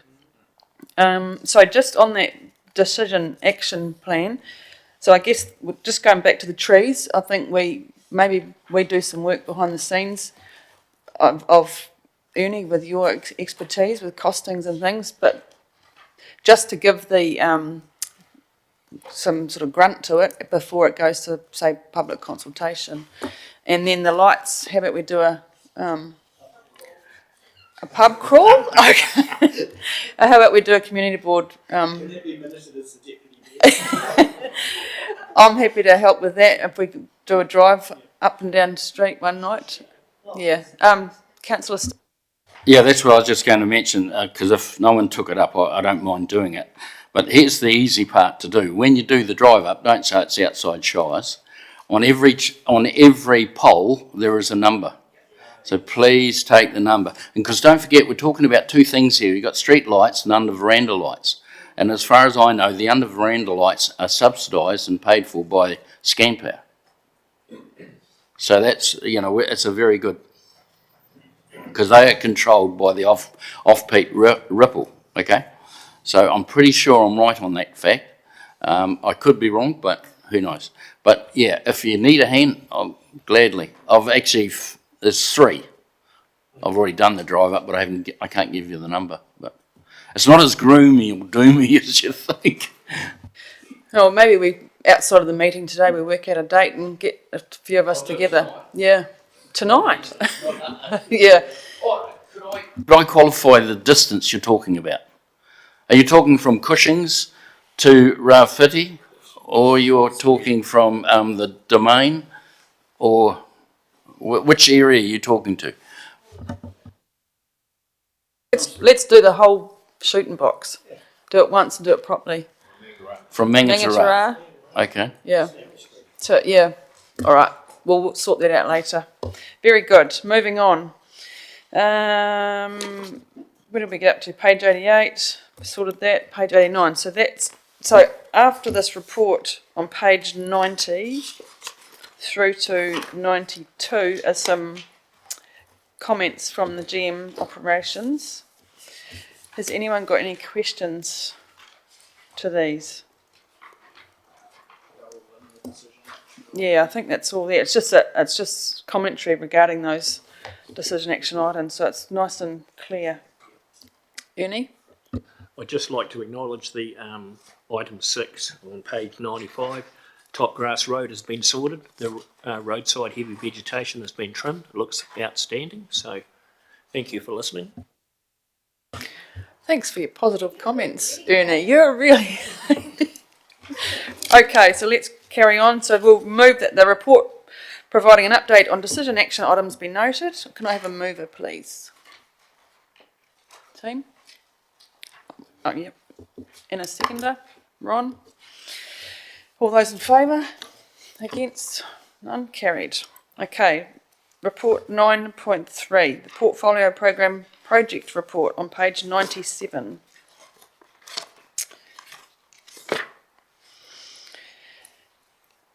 We'll take the report as read. Are there any questions? This goes from 97 to 104. Are there any questions, please? I have one on page 101. It may not be able to be answered right now, but I just wondered about the Dannevirke Reservoir. It says the project team has made an executive decision to change approach and install Woodville Reservoir first to mitigate the time creep. I had a question regarding the timeline around that, but I guess it's going to, I'm not sure whether you can actually answer that. Through Chair. Thanks for the question. The challenge we have is with the piece of land where we're looking to put the reservoir, it needs to go through a LINS process. So we're currently undertaking that. It's sitting with them. It can take anywhere from weeks to months, depending on how busy that government department is. So rather than sit on our hands and wait for that to happen, we're progressing with the Woodville Reservoir in the meantime, because if you remember, we packaged those two reservoir projects together to try and get better buying power, which seems to be making some progress. So that's why that's sort of waiting. As soon as we get the green light, we'll be able to be in there, but until we get the green light, we can't. So. Thank you for that. And I see the clip tank replacement will be ready today. Looking at that. Oh, it doesn't have a year, actually. September 20, yeah. Any other questions on that report?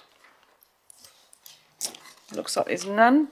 So let's move that the report from the Democracy Support Officer dated the 10th of August 2026 concerning the Portfolio Program Project Report be received. Can I have a mover, please? I'll move that. A seconder? Terry? All those in favour? Against? Carried. 9.4, the report on the General Assistance Grants Fund. This is from Ali Dunn. We'll take the report as read. Have anyone got any questions for Ali?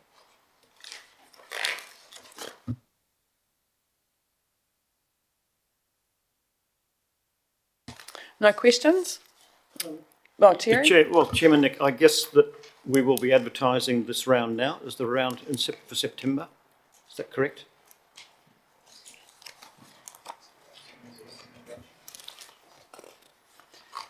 I think it's in there, but we'll hear from Ali. Thank you, Chair Nicola. Yes, well, once this resolution is passed, the fund will be opened, the forms will be made available at our front of house and will be put on our website. Thank you, Ali, for that. So let's move that the report from the Democracy Support Officer, the report from the Manager of Democracy Services dated the 4th of August 2026 concerning the General Assistance Grants Fund be received. That the Dannevirke Community Board advertises the availability of the General Assistance Grant Scheme for 2026 and invites applications for funding, and that the closing date for all applications is the 25th of September 2026. Can I have a mover? Ernie, move, seconded by Ron. All those in favour? Against? Carried. 9.5 on page 113. This is the report regarding the system of voting for local elections. Now, we had this our last formal meeting and we had a bit of discussion about it, and we now have to make a decision, I believe, because it needs to be advertised. So we'll take the report as read. Does anyone have any questions regarding this? Terry? Yes, thank you, Chairman Nick. I just would like to ask members present, either Corin or Mayor Scott, do we have any information from community boards / councils around the country who have adopted the STV voting system on how it is working for them? I think there's 7 in all around the country who have adopted that. That's my first question, to update that. Thanks, Chair Nicola. They're both valid voting systems. I think the Manager of Democracy Services has laid out in the paper what some of the pros and what some of the cons are. I know from different colleagues that their communities are used to different systems. You'll have some that are fierce advocates of first past the post, some that are fierce supporters of single transferable vote. This is really a decision for our community that we need to make. So community board's being asked to make a recommendation to council, who will be making a decision at our next meeting as to the voting system. That's probably as far as I can go. Both have pros, both have cons. Some are strong supporters of both systems. Thanks, Mayor Scott. I've tried to do some research on how other councils are finding the STV system of voting, but I've had not much joy, to be quite honest. My next question, of course, is that now we're in the midst of an amalgamation process. Where does that leave us as we're voting on this system now? Is it binding on anything, any other councils that's going forward on an amalgamation? What we are needing to do is follow the legislation that is in place. So we are required to place a notice in the paper no later than the 19th of September stating what our system of voting will be. Until legislation changes, that is what we need to do, and we cannot guess what changes happen in the future, but the current requirement is that we follow the legislation that is in place. And just to add to that, I mean, so in terms of what we understand in the environment right now, because because Tararua is in the backstop process, and to date the government's been very clear that anything that happens in the backstop process won't happen until after the October 2028 elections, that we would assume at this point that there is an election in 2028 for the Tararua District Council, and this would apply. So unless there's a change in legislation or approach, then that would be how that transpires. Mayor Scott? No, thanks for that. I think it is worthwhile just mentioning, probably back to your first question, Terry, that one of the perceived challenges of STV is that it does introduce a more complicated voting system for some, particularly if there is going to be change down the track, so different to what people perhaps are used to. There's some arguments that it is a representative type system. When we look at rural councils, particularly within our region, most of them operate under the first past the post system. Palmerston North, I'm aware, operates under single transferable vote. I am aware, because councils across the country are having to have these discussions. There has been a council, and I can't for the life of me, and I don't want to say the council's name in case I have it wrong, but there is a sort of a medium-sized council that have resolved to revert away from STV back to first past the post.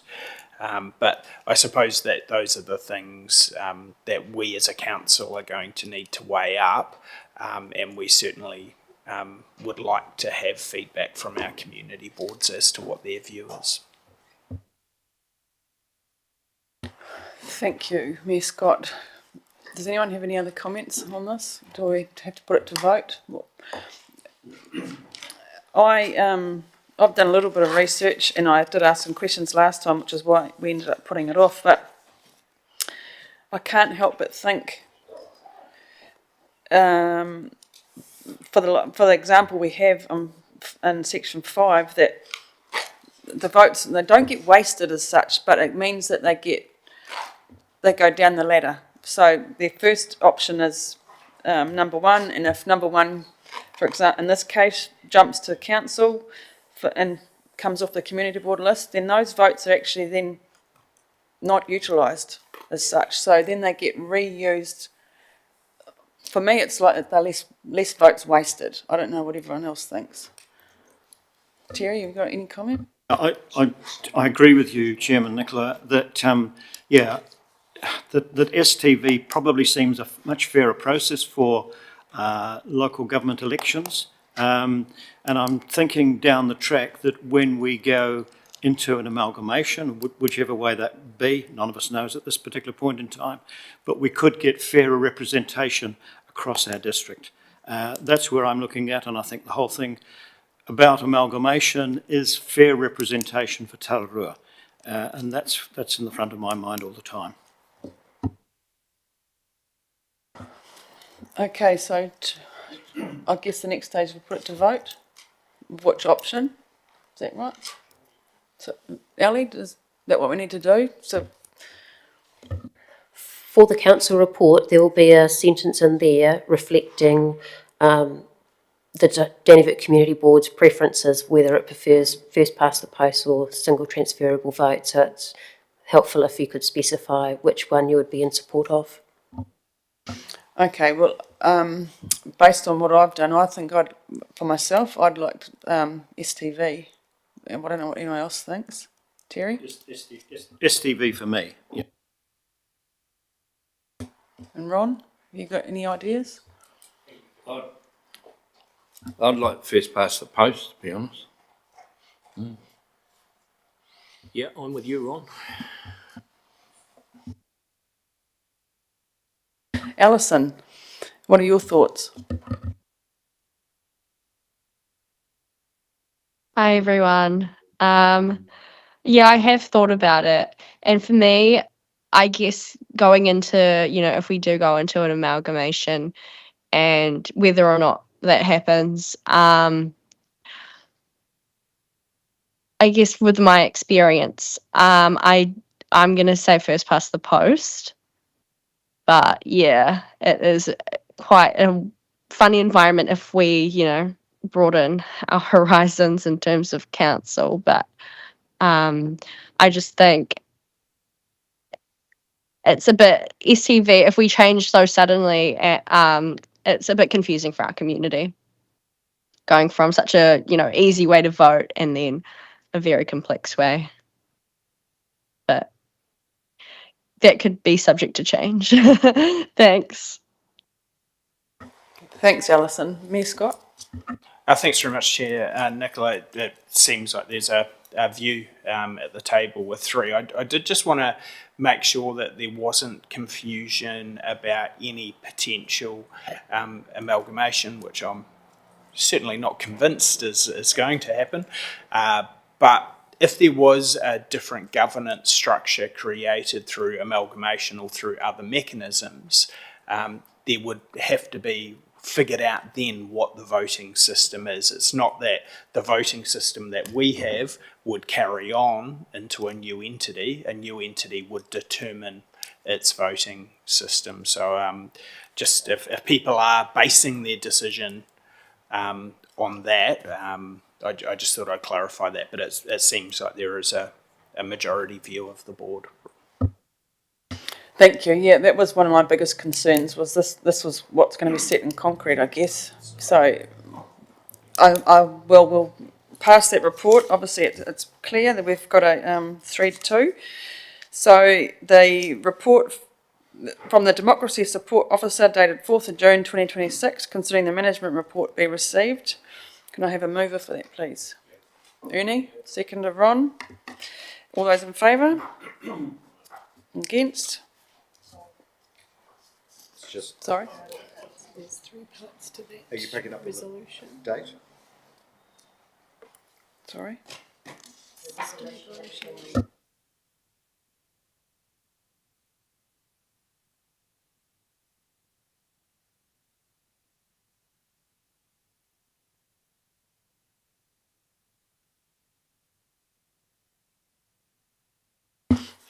Okay, sorry, there's 3 parts to that. The recommendation is 1, that the report from the Manager of Democracy Services dated 26th of June 2026 concerning the system of voting for local elections be received. 2, that the Dannevirke Community Board note that the Tararua District Council is required to advertise the system of voting to be used in the next local elections no later than 19th September 2026. And 3, that the Dannevirke Community Board provides the following feedback on the system of voting for consideration by the Tararua District Council, and that is first past the post. So we've got a mover and a seconder already. We did all those in favour. Yep, okay, so let's carry on. 10, reports from board representatives. I have none at this stage, but we've got some meetings coming up, so nothing from me. Anyone else got any reports? Right, thank you, Chairman. Nick, Vehicle Trust, all's going well there. And just a reminder to people that we have our AGM for the Vehicle Trust this evening at 7 p.m. in the REAP rooms, okay? So if people would like to come to our AGM, that would be great. Just a quick update on the Lamison Trust project at the Upper Domain. We have had some hold-ups, particularly with materials coming in from Australia. They're here. We have them now, and the project has actually started. So the fabrication is underway, has started for some of the items down at Metal Form. So that's good news. So the the estimation for a completion date now is probably not until mid-November, probably at the least. And the other thing is that we obviously, with all major projects, we are subject to increasing costs. So there's still very much an ongoing fundraising project going on behind the scenes. Not major, but we do have it, as I say, because of the extended time getting materials out for the project. So that's certainly underway. And as we reported earlier, that the Ormondville project, I'm working very closely with that team out there. And as Corin said, we're going out there to have a look at the site and see what's happening out there, and hopefully have that project up by the end of the year. That's me. Thank you. I attended the AMP Association Annual General Meeting. There's been a relatively new committee. Well, quite a few have stayed on, but there's some new ones. We still have the same chairperson, Kirsten Warburg, and the same treasurer. What came out of it was that for the show this coming year, there won't be any amusements turning up from Marnes. That was the biggest probably concern that the community will have, but the committee is working on attracting other attractions and bits and pieces. So I think there's another meeting tomorrow night, so I'm only the community board representative. I'm not a committee member anymore, but I still will be attending and helping with the show. But yeah, it's about what else we can bring to the show to make it more local on a smaller scale, because the costings of and what their return on to bring that big gear to a little place like Dannevirke is apparently not economic anymore. Thanks, Ernie. Get your helicopter out for the day. Ron, have you got any reports? Yeah, the one is the White Splash, brilliant. They thank the council, the mayor and the CE and councillors that were there for the official opening. They had 532 visitors through on that day, and total success. And the big one is, what a draw card for Dannevirke with White Splash and what they've done there with the splash pad. So really getting highly used, and they thank the council for everything and the community board for what we've done for them. So it's, so that's that. The Rose Garden girls, I've checked in with them. They are again shining the flag for the council and the community board with the help from, I think it's Green Waste that go down there and help out. Well, they're one of the contractors, and they help them along the way too. So they're saying a big thank you to us for that as well. And the other one, the brass band, we've got a young boy, Kendrick, who represented the brass band at the National Youth Band Camp. So something to be very proud of, and what Dannevirke's got. So that's me. Awesome, thank you very much. And I think the White Splash are advertising their latest change was their little cafe, container cafe. It's neat. Okay, so that's all those updates. Do we have any correspondence? Oh, sorry, Alison. I keep forgetting about you and you're looking right at me. Thanks, Chair Nick. Just a quick one from the Chamber of Commerce.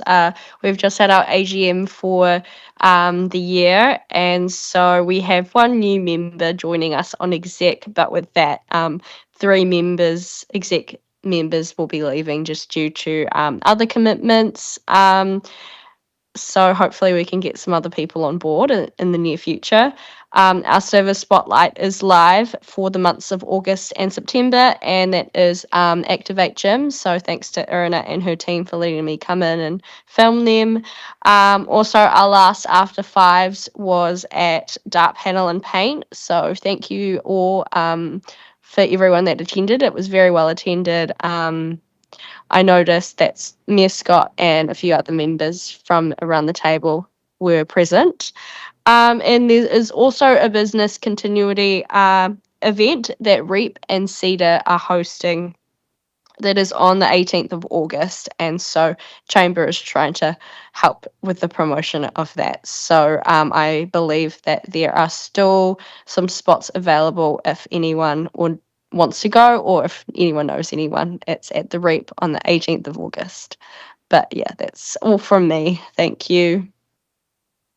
Thanks, Alison.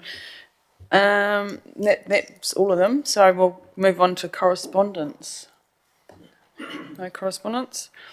Okay, 12 discussion items. So I've got the first couple. And this is just a question, and we probably obviously don't have anyone here that can probably answer this, but it's just a comment that I've had from a couple of people recently with Green by Nature, and they were just concerned about them dumping the green waste at the cemetery, and if that was actually part of their contract. That's the first part of the question. The second part is it was during a funeral, and I just wondered if there was any sort of rules around that. It was a little bit of a shame, really. So I don't know whether we can get an answer or whether I put that in the notes for next time, please. Through you, Chair. I'll need to come back to you for answers on that. I'll send off an email now, so if we can put that as an action item, we'll have a reply. Thanks, Corin. Market Day update, I've already covered that off, so I won't go back over that again. And then we move on to some of Ernie's ones, I think. The Horizons Regional Council visit, was that you? Can we go back to your first one about... Green by Nature? Yeah, not just that. Dumping of green waste at council properties, like the Tairoti stockpile area out there has got a lot of green waste and obviously gardening waste and everything too. So is it practice for them to be able to use any council property to get rid of all the tree, lawn mowing stuff and stuff like that? And I noticed there's a lot of broken concrete and stuff like that that's been dumped out there as well. Is that monitored and looked after? That's just something that we can add to Corin's. Yeah, we'll add it to that. Inquiry would be good. Yep. But getting back to that Horizon Regional Council visit, can we have a little bit of a understanding? Was the whole council invited to that, or? Yeah. It would have been nice to sort of to know about it, and with the interest that we have in regional council stuff. Shall I carry on with the Deer Park one? Okay.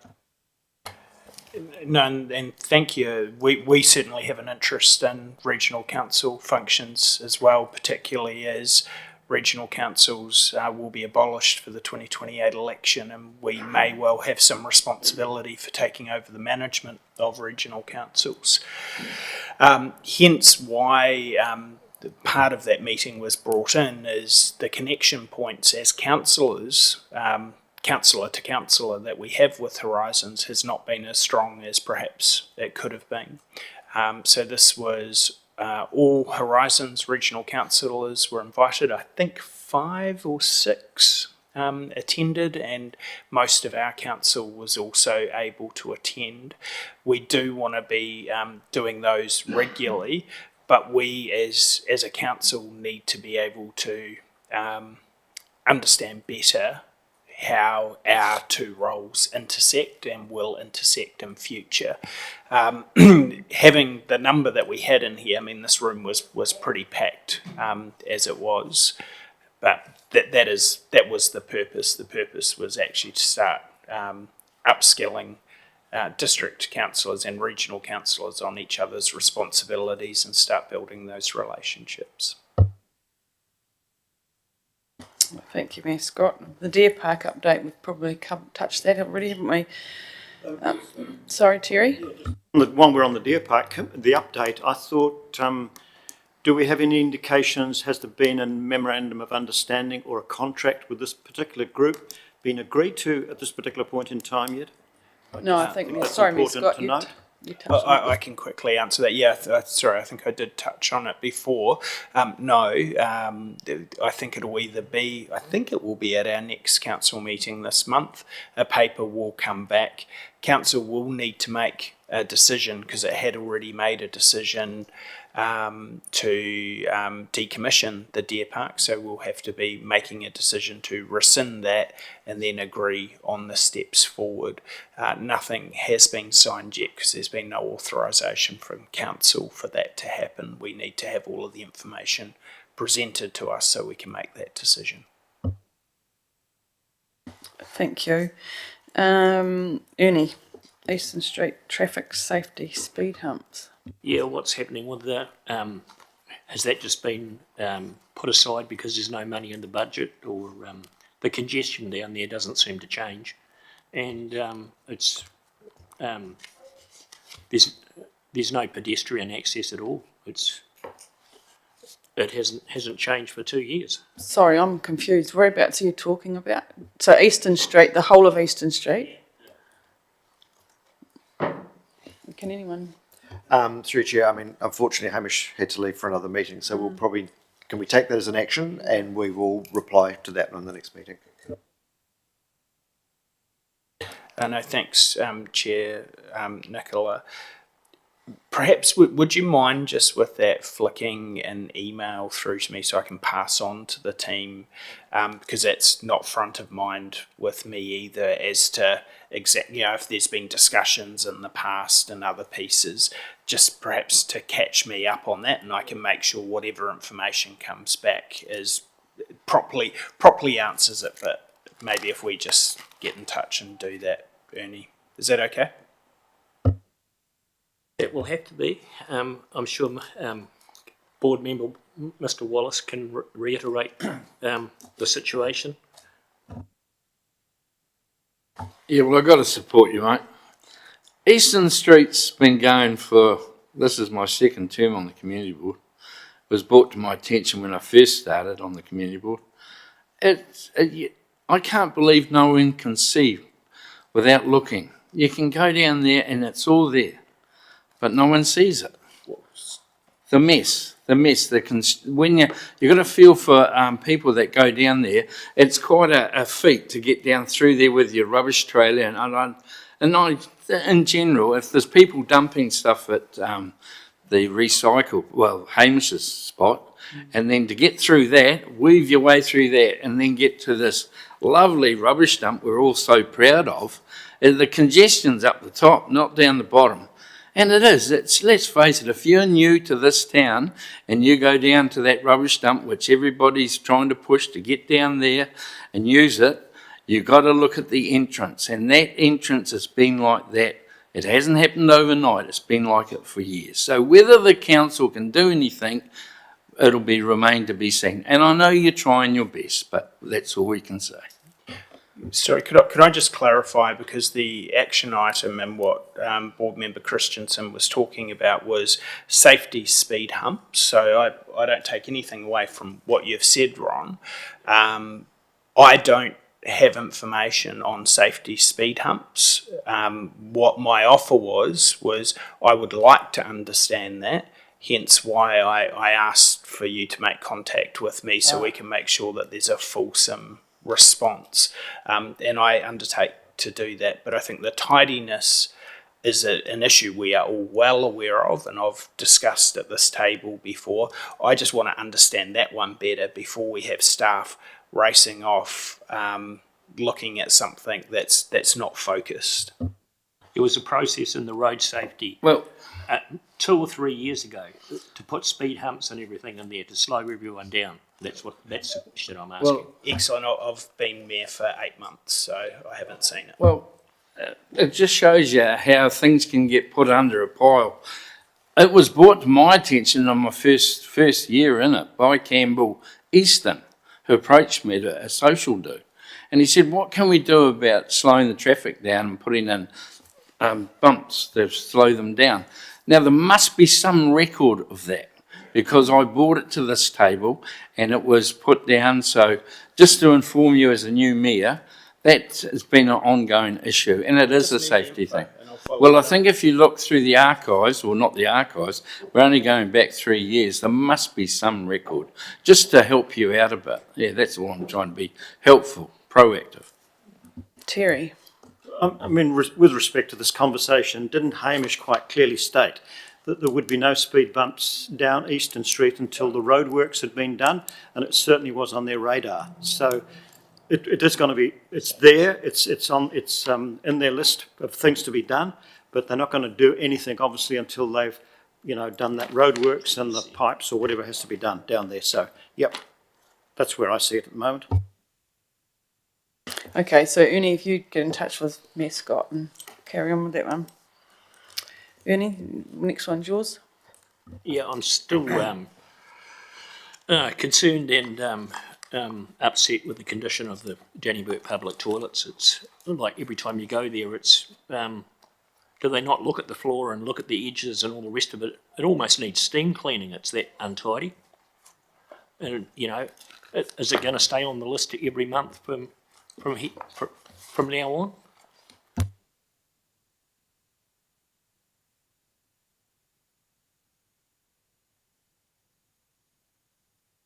I'm just having a look, Ernie, if it is on our decision action. I think it is. I'm sure we've talked about this before.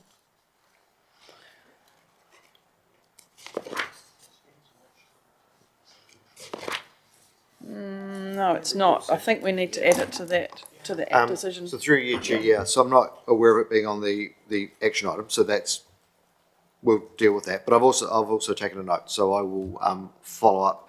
I know we've certainly said in various forums that there's always a balance in those things, right? Because you clean them and then one person comes along and messes them up, and then doesn't matter how long until the next clean. But I will check and find out what our cleaning approach is on those toilets, and make sure that it's understood that there is a concern coming from the board in terms of that condition. We'll see what we can do about that. And if we've got it on the action item list, then we can make sure that we follow it up at the next meeting. Yeah, I think it was an expectation of level of service is what we were asking for. And I mean, if there's any query, you and I can go and look inside of one of them after this meeting and see how bad it is, and I'll point out what I'm talking about.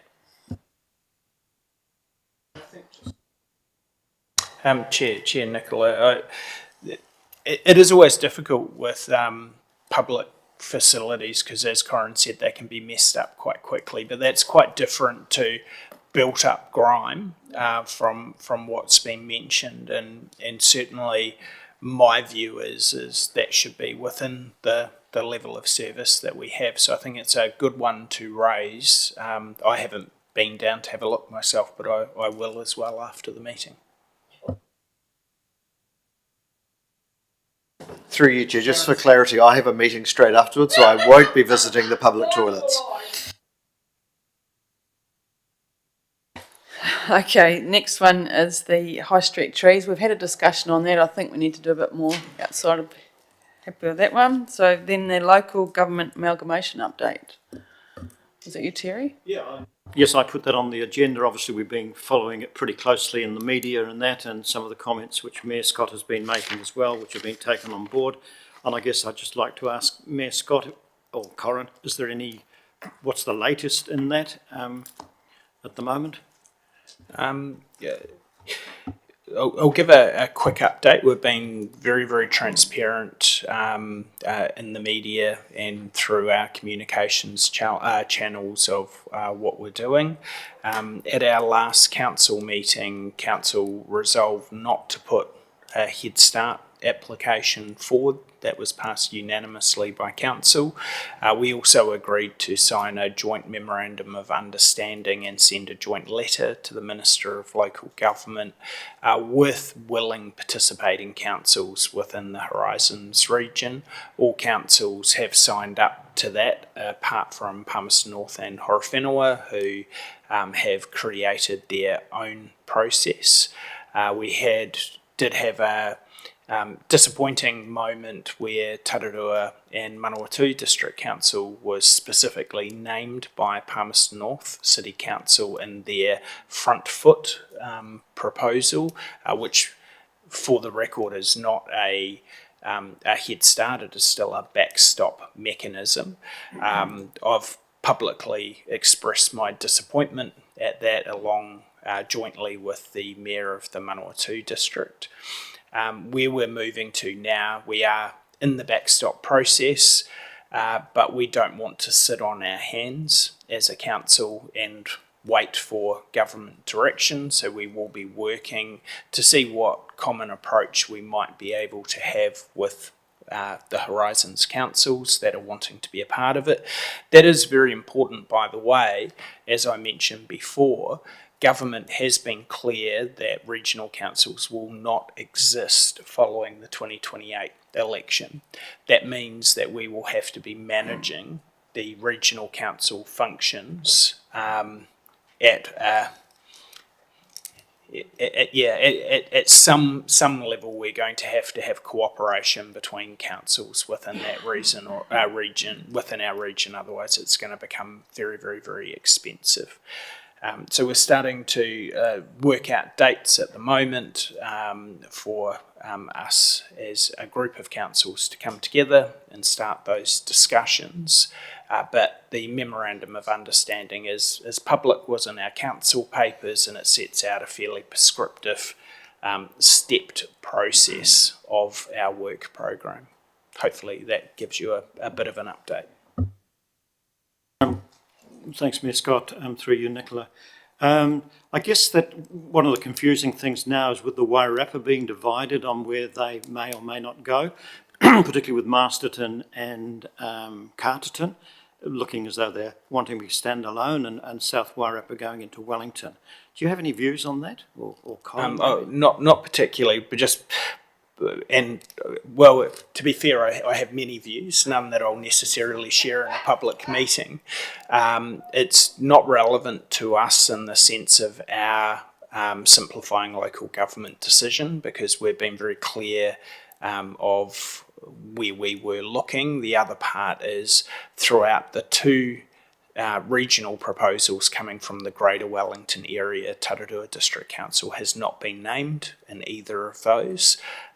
So for the purposes of this discussion, we don't have an impact on that when it comes to the simplifying local government. I'm happy after the meeting to share my views though.